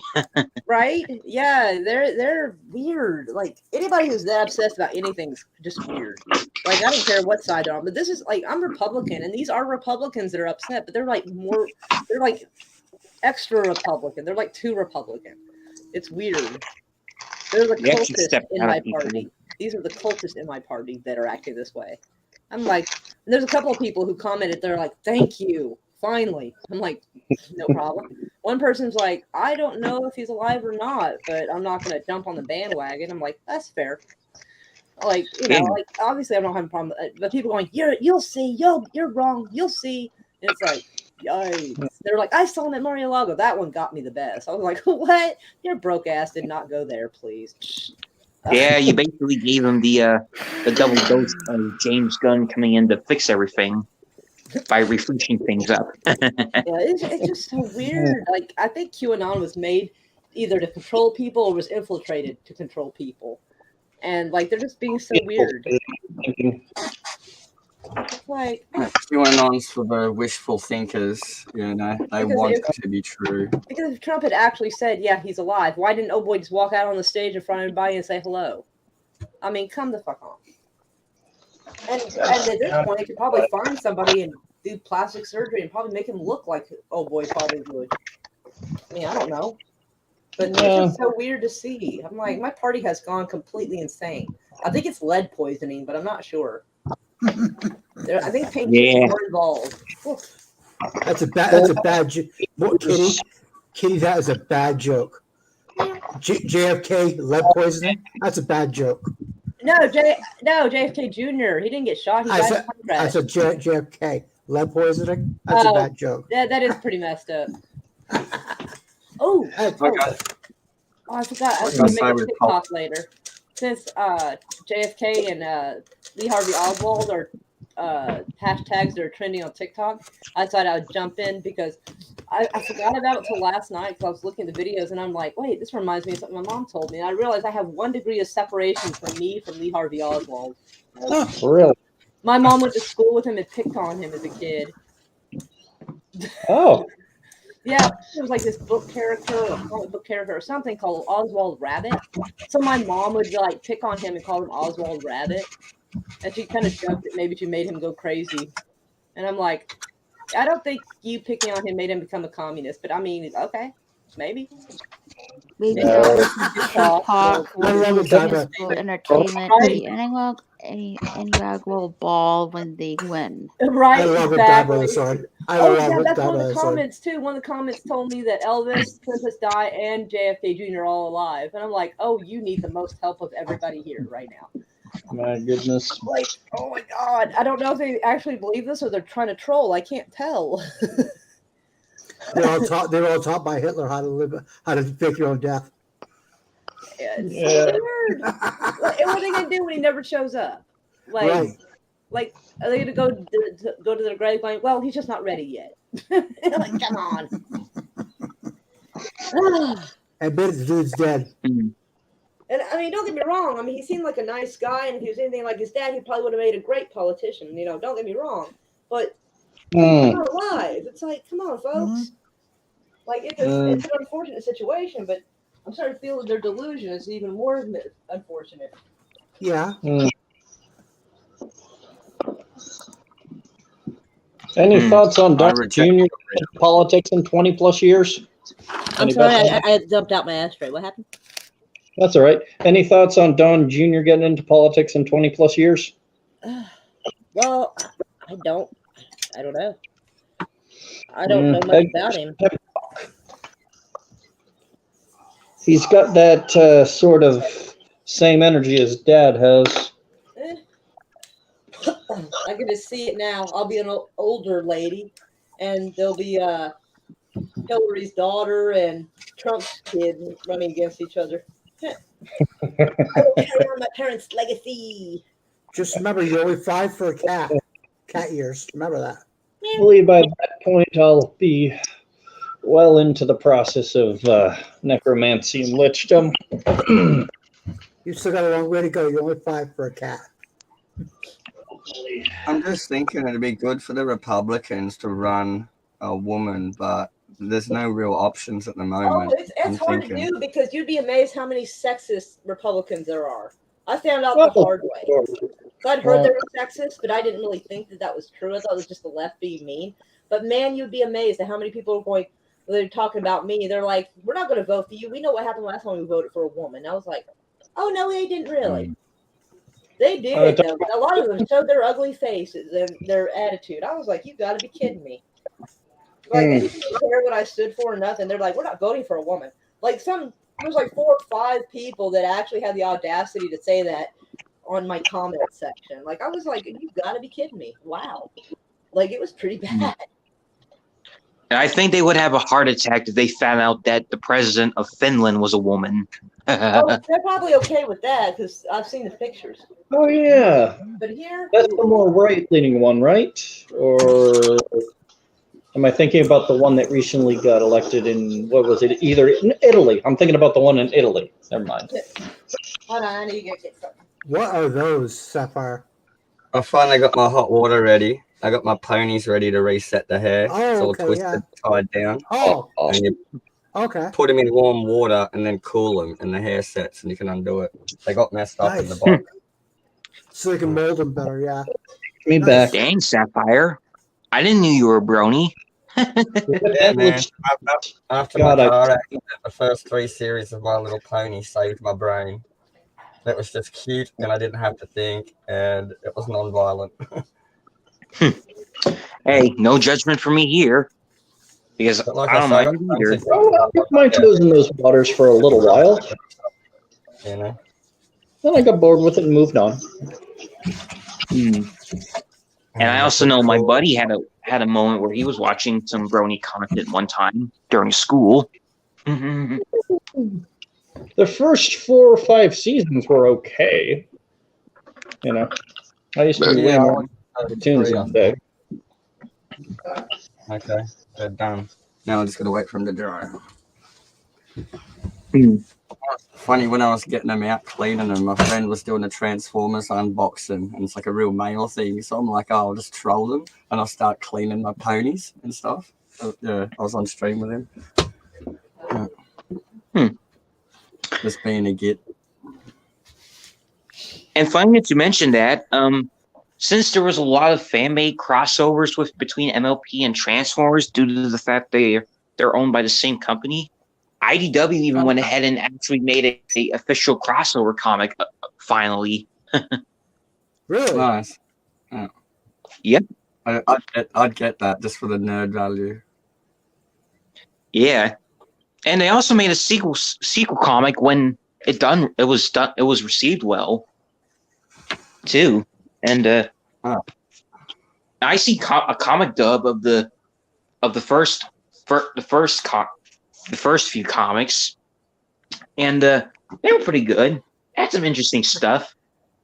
Nice and just to tell you my favorite color, and just to tell you my favorite cover out of them, it was one where it has a story where Shockwave try to crash Pinkie Pie's cook show, and on the cover, Pinkie Pie was throwing a pie at him while Shockwave was going illogical and got interrupted when the pie hit his face. Pinkie Pie is a hellspawn demon that needs to be cleansed with fire. God, that thing's annoying. Watching the show. Send the Grey Knights. Yeah. Exterminatus immediately on Pinkie Pie, please. Yeah. I hate Pinkie Pie. There's a Transformer called Pinkie Pie. No, I was talking about a official crossover comic that IDW made for Transformers and IDW. I was explaining that there was a cover in a story where it had Shockwave crashing her cook show, and in the cover, as Pinkie Pie throwing a pie at him and his face. I haven't seen a lot of new Transformers since like the original 3 series, but I really love Transformers Prime. That's probably the newest one that I've seen all of it and really like it. But we did have the old Beast Wars. When I was... Sorry, go ahead. Besides Beast Wars, and it was just on in the afternoon from school, probably Transformers Prime is the one I've gone out of my way most recently to watch all of it. I love sound waves in it. Sorry. Oh, yeah. No, sorry. My bad. Yeah, you go on. Sound waves instead of the tape deck now. He's a predator drone getting surveillance instead of recording audio. And he's just so creepy. God, I love him. And there's the tendrils he has, the hack stuff. Yep. It's just creepy. And I love that thing when he's just trolling and he just brings up the smiley face emoji. I've got a meme of that. And it's just him standing there, no words. And it's a smiley face, troll face on his display. It's so funny. And then Bulkhead replied, "Oh yeah, why don't we wipe that smile off your face?" Yep. And then it just goes blank, like, come at me. Yeah. Wow, Kitty, you are extremely active on TikTok, huh? Extremely active on TikTok, Kitty. Yeah, Moira's savage when she gets into the politics. I've heard her go off before. Yeah, she's good. I agree with everything. Yeah, I agree with everything she says. Yeah. And if I didn't, I'd keep my mouth shut if I get told. Yeah, Moira's awesome. She's my favorite kitty. And not to mention, I used to watch Transformers Prime when I was in elementary school when it was airing on the Hub, along with Transformers Rescue Bots. I've seen a couple though. Yep. Oh, sorry. Go ahead. No, I was just chiming in, just saying I've seen a couple of the Rescue Bot episodes. And anyway, takes me back. You remember Kaijudo? That was also on the Hub for a little while. I'm not familiar with the Hub. It's a TV. Oh, sorry. Go ahead. It was kind of a little woke, but it had some interesting ideas. I was sort of an advanced runner before the actual, manifested. All right. And it was cool. Go ahead. Sorry. No, you're fine. I used to Yeah, watch the Hub was a Transformers. Sorry. TV program that Hasbro and Discovery made to boost some IPs they were doing and even showcasing older stuff. And that's where I first encountered Generation 1 and G.I. Joe as well, the Real American Hero cartoons to be specific. I used to watch G.I. Joe, Transformers when they were on. Originals. Ooh, Voltron! My original 1984 die-cast Voltron from the year I was born. I was at least 10. Let's just say I was at least 10 when you were born. At least 10. Yeah, like He-Man and then Voltron, and then I think we got Transformers when I was about 5. Was on TV, and that's the original. Oh, you saw the Transformer Beast trailer? You were disappointed by it? Well, I just think the movies. That's what Dinosaur said. Sorry. I haven't seen the trailer yet, to be honest. I think it looks good just because I've got fond memories of Optimus Prime or whatever it is, Optimus Primal. Yes. I just like the That look of it. show- It looks good, Freaking off the chain. Yeah, and he looks good. And because they are meant to be animalistic, there's not so many gizmos and stuff, only the gaps in between. I reckon they could really restylize Transformers and go back to the solid, clean panel line look, and it would be fine. You just have to style it that way. Yes. Mm-hmm. Shame that they're going to be digging that up. Sometimes the dead should be left dead. Yeah, I don't think they should Michael Bay the hell out of it. I did like the standalone Bumblebee that's set in the past with the old retro music, and I think they did declutter and decomplicate him when you look at him. It's the same head sculpt, but all the little whirly bits have been toned right down to more kind of clean panel lines and stuff, and I like that look. It's not too overcomplicated, He was good, but the Transmetal 2 version, the one they had for him right at the end, that was kind of a hot mess. Just too many moving bits. Yeah. Transmetal 2 Optimus Primal or someone else? Transmetal 2 when he took Optimus Prime Spark for a little while and it changed him. But the second version was friggin' on point. I want a Dragon or T-Rex Megatron. That'd be awesome. T-Rex Megatron, all three of those were just tight. T-Rex, Transmetal, and when he turned into a dragon. I had that dragon when I was a kid. Yeah, that my friend had that toy. It was awesome. Oh, it was amazing. Yeah. I remember the first Beast Wars toys I ever owned was a Rhinox toy and a Dinobot toy.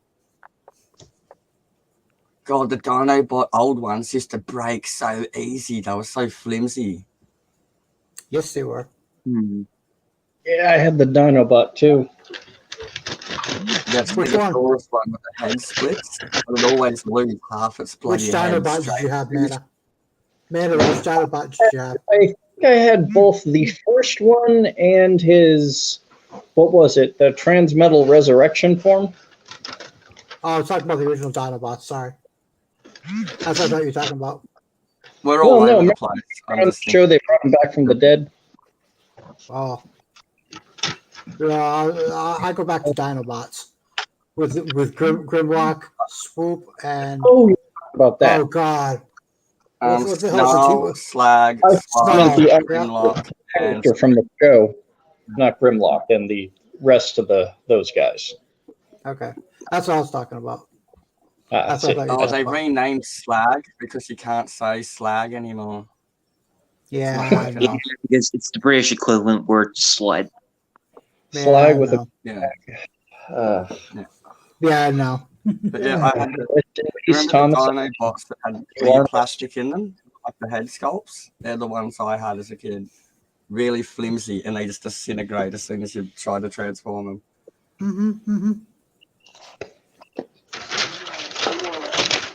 don't need all that for this. And since we're talking about old Beast Wars toys, I got the reissues of some of the classic toys they re-released last year at Walmart and Amazon. Which ones? Optimus Primo, Cheetor, Megatron, and Rat Trap. And also during the early part of this month, I got Scorponok. Optimus Primal was not an original. Optimus Prime was. I was meaning like the original toy. The toys of the old primals, yeah. My friend from the 90s or something? From the 90s or something? The primals yeah, the were 90s. from the 90s. Okay, yeah. I was talking about the early 80s. Yeah, my friend has got a third-party Devastator, all the green Constructicons that combine. Oh, yes, I know. It's massive. I had Devastator. Yeah, the third-party new ones are awesome. Like, they look great in vehicle and transformed. Yeah. And it was massively they can expensive. Even range from Australia. Sorry. Yeah, you're fine.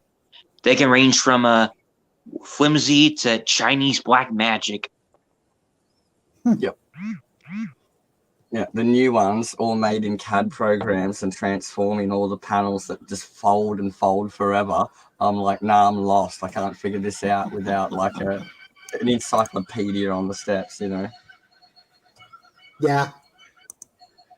I hear the kookaburras. Yep, that's that part. Oh, sorry, sorry. I'll leave it. Yeah, and in murder birds that are quite friendly. Yeah, kookaburras, they've got a really long pointed beak like a spear because they get grubs out of like the ground and tree hollows and stuff. Yep. And we had like a really friendly one that would come around and follow us chainsawing around the property. And as the logs are rolling and any holes, like as soon as it hits the ground, he's already seen it. And he just darts up and down over your shoulder, picking up the bugs and the worms. And by the way, Alistair, you can't call those murder birds because a group of crows is called a murder. Did you know that, No, Alistair? That was an Alistair. Yeah. Hey, baby. I'm sorry, one more time. What was that? I said that wasn't Alistair. That was me, baby. Oh, sorry. I thought that was Alistair. Sorry, Alistair. Sorry, man. It's fine. Yeah, I just finished my food. Ravens. Is it called a cohort? No one murder of crows, and ravens have another cool one. Yeah, if you only have one or two, I think it's called an attempted murder. I think. What's that, Moira? I said if there's only one or two, I think it's an attempted murder. I like it. Actually, two is a conspiracy. Three is attempted murder. Also, did you guys know that ravens and wolves have a symbiotic relationship? I did. Yeah, because like they catch and kill, and then they can like kind of peck at whatever they help kill. And I forget the exchange exactly. Well, they basically eat off the scraps left from wolves to where prey is, and in return, they get to eat the leftovers. Okay, I knew there was some kind of give and take relationship, but I just couldn't remember quite how it went. Yeah, ravens, crows, and all that order in medieval times when they'd assemble an army and start marching, the crows know, and it's so ominous walking, and the crows are following you because they're corpse eaters. It's like, oh my god, you know. Carrot eaters, yeah. And even ravens even play with wolf pups, too. Oh wow! Yep. Like they know how to get along, huh? Shit. Yep. They take some twigs and leaves and try to there it is. fiddle around, and the wolf pups try to catch it. Basically, they're the ones that they were the ones that implemented the template of dogs being playful. Yeah, wolves and canines domesticated themselves. When humans invented fire, we had food scraps, and it smells better. and the ones that come closest get fed more, and then they have more offspring, and then they become more friendly and closer, and eventually you end up working together, running down prey and cooking it and giving them the leftovers. A few And thousand modern dollars, day a few thousand dingoes years, in Australia a few thousand years, will actually go. Yeah, dingoes in Australia will actually go to Aboriginal camps to have their pups, and their pups will be raised by humans, and they leave when they're 1 year old, and it's just something they do. That's horrible, die by the sword. That's horrible. Yes, and then we introduced them to the wonders of flesh crafting, and now we have pugs. Humanity. Talking about the trolls were circling. That is not good. That was horrible, right, Erica? That's horrible. But I'm laughing Yeah, at still. that is an ominous sign. Yes. Also, they are members, so it's bad to piss them off. Imagine what it would have been like in World War II or something in the trenches. The crows, my God. Gets darker and early because of all the crows. Where they go to, where they come from, no one really knows. And even crows even managed to learn to attack people more too. Yes. Because a lot of crows in Japan are learning to harass people over there, and whenever crows see someone come across a dead baby crow and they pick it up, they instantly start attacking the person that carried the corpse, and they do it for a lifetime, even if it ain't the same crows that you come across. No matter what grow group it is, all the crows in general will start, ganging up on you until you're dead because they thought you killed the baby bird, their baby. I've watched studies. And I take you back, very... Alistair. Yeah. I take you back to 1963. The Birds. Have you ever seen that movie? No, I have not. I haven't, but I've seen people talk about it, and even trailers of it on some movies I own. 63? So what? That's a remake? The original. The Birds. Oh, 53. Alfred Hitchcock. Yes. How smart crows and ravens are when they start to target people? It's because they know what you look like and what you'll be like. That they can infer that by the way you look. And I've seen studies where people have been nice or aggressive to them, and they'd had full prosthetics on with a fake face, so they could take that face and put it on a completely different person. And if they put that face on a different person, even with different clothes, build and a haircut, the crows will look at it and go, right, we're having at you. And they, go for them still. And it was proving that they're smart enough to recognize individual facial features and your intentions inferred from that. As far as horror/thriller, it's way ahead of its time. Mm-hmm. My mum still talks about it. The Birds. I won't watch it. My mum scared my mum when she was 16, so I don't watch it. Yeah, I was about that age when I saw it. Yeah, 15, 16. Yeah. It did a good job on me at 15, 16 years old. I think Mum's in her late 60s at the moment, around that age. She's born in, I think, 64. And I'm born in 84, so she would have been 20 when she had me. Yep. And with those things happening, who knows how long it will be before the new reign of dinosaurs happen. I'd be down for that. Even if they're small, but they're definitely mighty.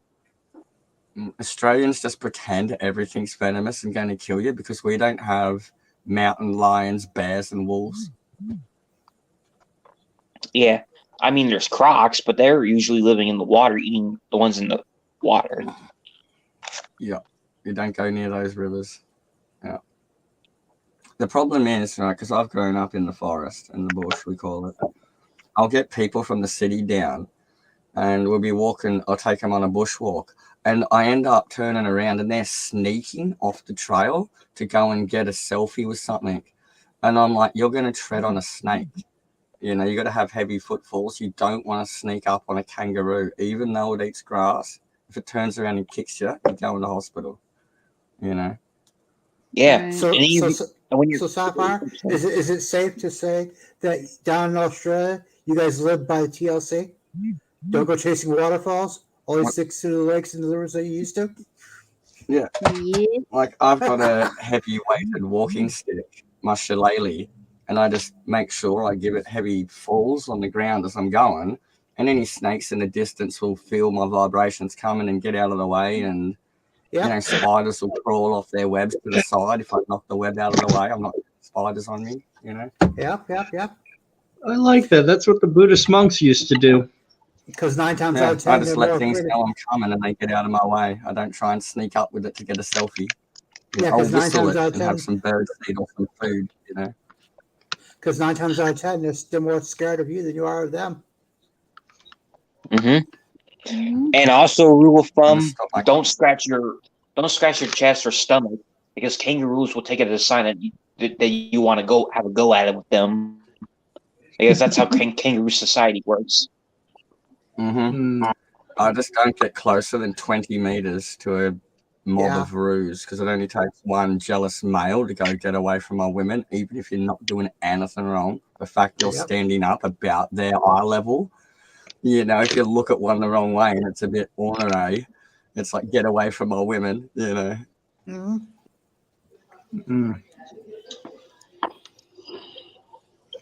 I love that word. Americans use it, ornery, like something that's in rut and it's just, you know, either aggressive or it's going to go you know. He's quite ornery. I'm quite ornery most of the time. I'm a burger. I'm not. I'm super chilled unless I'm having a manic depressive episode and I'm going skits, but you'll see it when I'm doing it. Yeah. Okay, that's done. That's done. One's left. Yeah, we all get a bit of the cyber psychosis now and again. I'm just rubber stamp Or crazy. when the moon and the winds and the stars are just right, and you're filled with that wild energy. Usually around fall or we've spring. got an update on We've got an update on the dingo investigation. Oh yeah. Yeah, 5-year-old was bitten on the arm, buttocks, and near the head. Father was able to quickly intervene. Kid was flown to Harvey Bay Hospital. He's stable. Queensland Parks Wildlife Service is looking for the thing. They're not going to kill it though. A dingo, a wild Aussie dog. Oh yeah.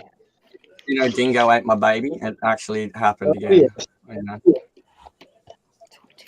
But 5-year-old, he was able to scream and stuff, so his dad got there, you know. Well,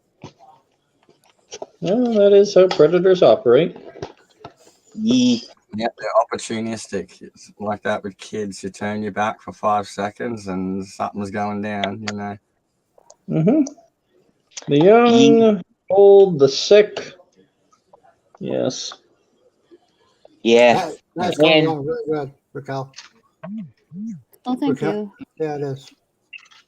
You're welcome. And of course, oh, sorry. I'll say you're welcome to Raquel. I was telling her it's coming along really good. And of course, the other reasons that predators also hunt us is either because they're getting old and can't, hunt the usual prey they hunt, or something happens to their teeth, or they can't be able to chew their usual prey anymore. And due to the fact that we're soft and squishy, we're easy meals for them to eat.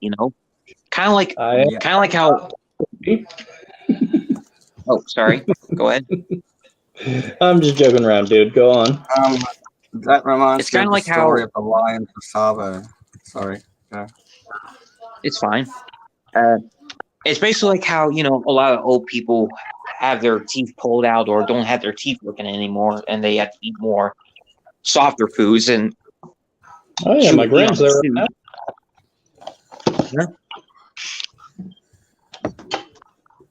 What was that? I said my grand's there right now. She still has her original teeth, but they're starting to chip, so she can really only eat soft foods these days. That's me right now. That's me right now. That's me right now. That's me right now. Yep. That's Hey, me you were right saying now. animals. I'm sorry, BK Dan. That's me right now. I was starting to say, yeah. Because I've only got like 7 teeth left. They're all on the bottom. Oof. Alistair reminded me of a story from when the British were colonizing Africa and building the big railroads. There's a region, I think it's in Southeast Sudan called Savo, and there was 2 lioness twins, and one of them had been wounded in a trap, and so they started following the railroad workers, and they're called the ghosts of, they ate so many yes, people. I've heard of it. Yes. Yeah, there's a movie with Val Kilmer in it, but they used male lions because they're more impressive. But the real story is they were 2 lioness, and they're the spooky hunter ones. They're invisible in 6 inches of dry grass. Scary. Yeah, not to mention male lion. It's not lionesses usually do the hunting because the males are lazy. Yeah, the males are just there for the muscle to keep the hyenas off the prey, and the women do the prey getting. Yeah. And of the lions trying to, lay claim rule. And the males, they don't like getting along with other animals. They won't work together. Very rarely you'll see like some rogue males working together. But generally the lioness all work really well as a pack, and the male just won't listen. It just walks in and wants to stab stuff or go away. I ate a 3/4 pizza. I guess I wasn't that hungry. I saved room for dessert. You see what I said to him? You should have eaten the whole darn thing. Cold pizza, the breakfast of never to be champions. I don't like cold pizza. I do. The breakfast of never to be champions. I mean, I don't mind cold pizza as long as it still tastes good, but I wouldn't mind, reheating it every time if it gets cold. I don't like reheated pizza. The crust gets too hard for me. Yeah, you got to moisten the crust. You got to give it a spritz of water, and then you reheat it.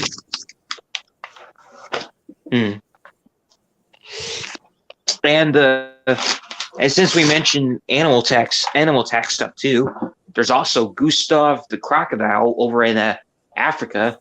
And he was alleged to kill multiple people.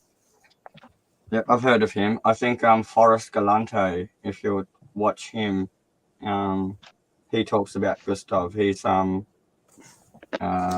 in Africa, but like a Boer, one of the white fellas there. Wildlife conservationist, and he goes around the world tracking down rare species thought to be extinct, and he tries to prove they're not. Really passionate guy. Really good dude if you want to watch that stuff. Oh, speaking of species that not proven to not be extinct, we believe that this one species of fish, they're called coelacanth, was extinct for like 30 million years. Yep. One got pulled up in 1967. Yeah, Lazarus taxon. Has legs on it. Alistair. Yeah, Lazarus taxon, when they find something, and like the Lazarus machine in folklore was like the pit of resurrection. And so when they find it, me and Alistair were talking about all these before, and that came up, the coelacanth as one. The coelacanth, and we were talking about reviving like species that we may have wiped out and the ethics of it and stuff, like mammoths and thylacines and all that kind of thing. We did find viable DNA from a mammoth in Alaska. And now we've got CRISPR. We can piece together all these little fragments and make a good genome. Now, what is it's viable DNA, and we can clone it. I don't think we should, but we can. Yeah. Well, that's the ethics of it with a mammoth is kind of a bit far removed. But you have modern things like the dodo bird. Yes, bring it back because we know we did it and stuff like that. Yeah. And not to mention, I even mentioned before with him that basically calling dinosaurs is a dead dream because, well, it's just fossils and bones don't really have DNA. And they all dried out anyway. Yep. If they're flash frozen like the mammoth was, if they're flash frozen like the mammoth was, there'll still be DNA in the marrow. Mm-hmm. Yeah. Well, dinosaurs didn't die out; they're birds. Because dinosaurian, avian dinosaurs evolved. Yeah, like the earlier survivors stuff. Evolved. Yeah. Yeah, like a lot of stuff aren't actually classed as dinosaurs. Like chickens, pterosaurs are flying reptiles. They're not dinosaurs. Right. Yeah. Mm-hmm.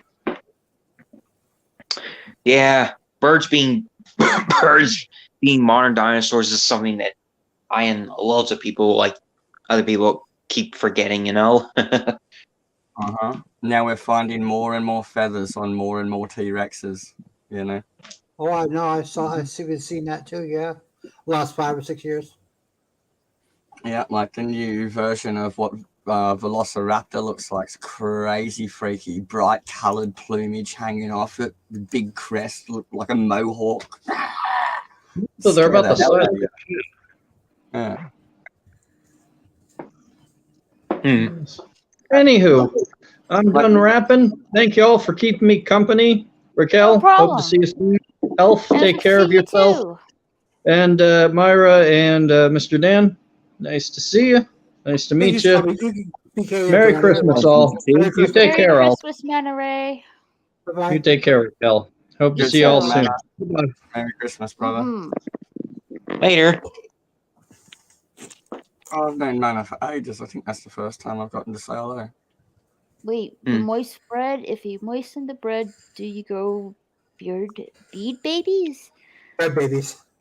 Dan, that's not how babies are made. LOL, I thought that stork delivered them. You need a breadstick. Okay. You dorks. I just commented back too, so. No, the dad jokes. Yeah, I dig it. I'm down with that. Yeah, it'll pop up in a couple of seconds. Yeah. Also, before you pop out for just a second, BK, to ask you this, how are you enjoying Chris McFeely's YouTube channel, or have you still not gotten around to check it out yet? Oh God, I still haven't got it. I've been up to my eyeballs in a lot of stuff going on right now. It's all right. Raquel knows. I've been up to my eyeballs. It's fine. We all get sidetracked. I mean, there was one video that someone suggested me, and it was a Ghostbusters related video, and I still got sidetracked. Huh? Alistair, if it were only being sidetracked, I would love it to be sidetracked. Okay, this is not being sidetracked. This is real life BS that's been happening to me a lot recently. And okay, my apologies. I'm up to my eyeballs in it. I really am. Oh. You guys are a distraction, okay, from the real life BS. Agreed.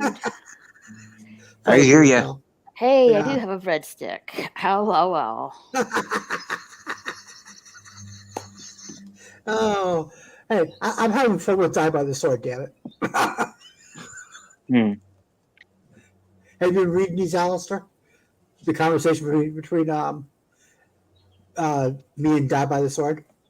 You gotta scroll up to get to the rest of them, but yeah. I haven't yet. I started with the pizza. Okay. It's kind of funny. It's kind of funny. I'm having fun, damn it. I need this. Well, I'm glad you are. Just a step away from reality for an hour and a half.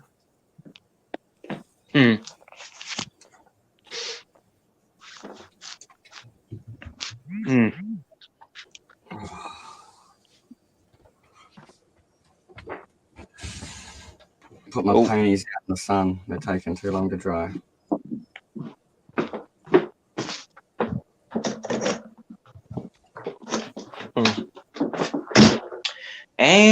the other dog is back. Okay.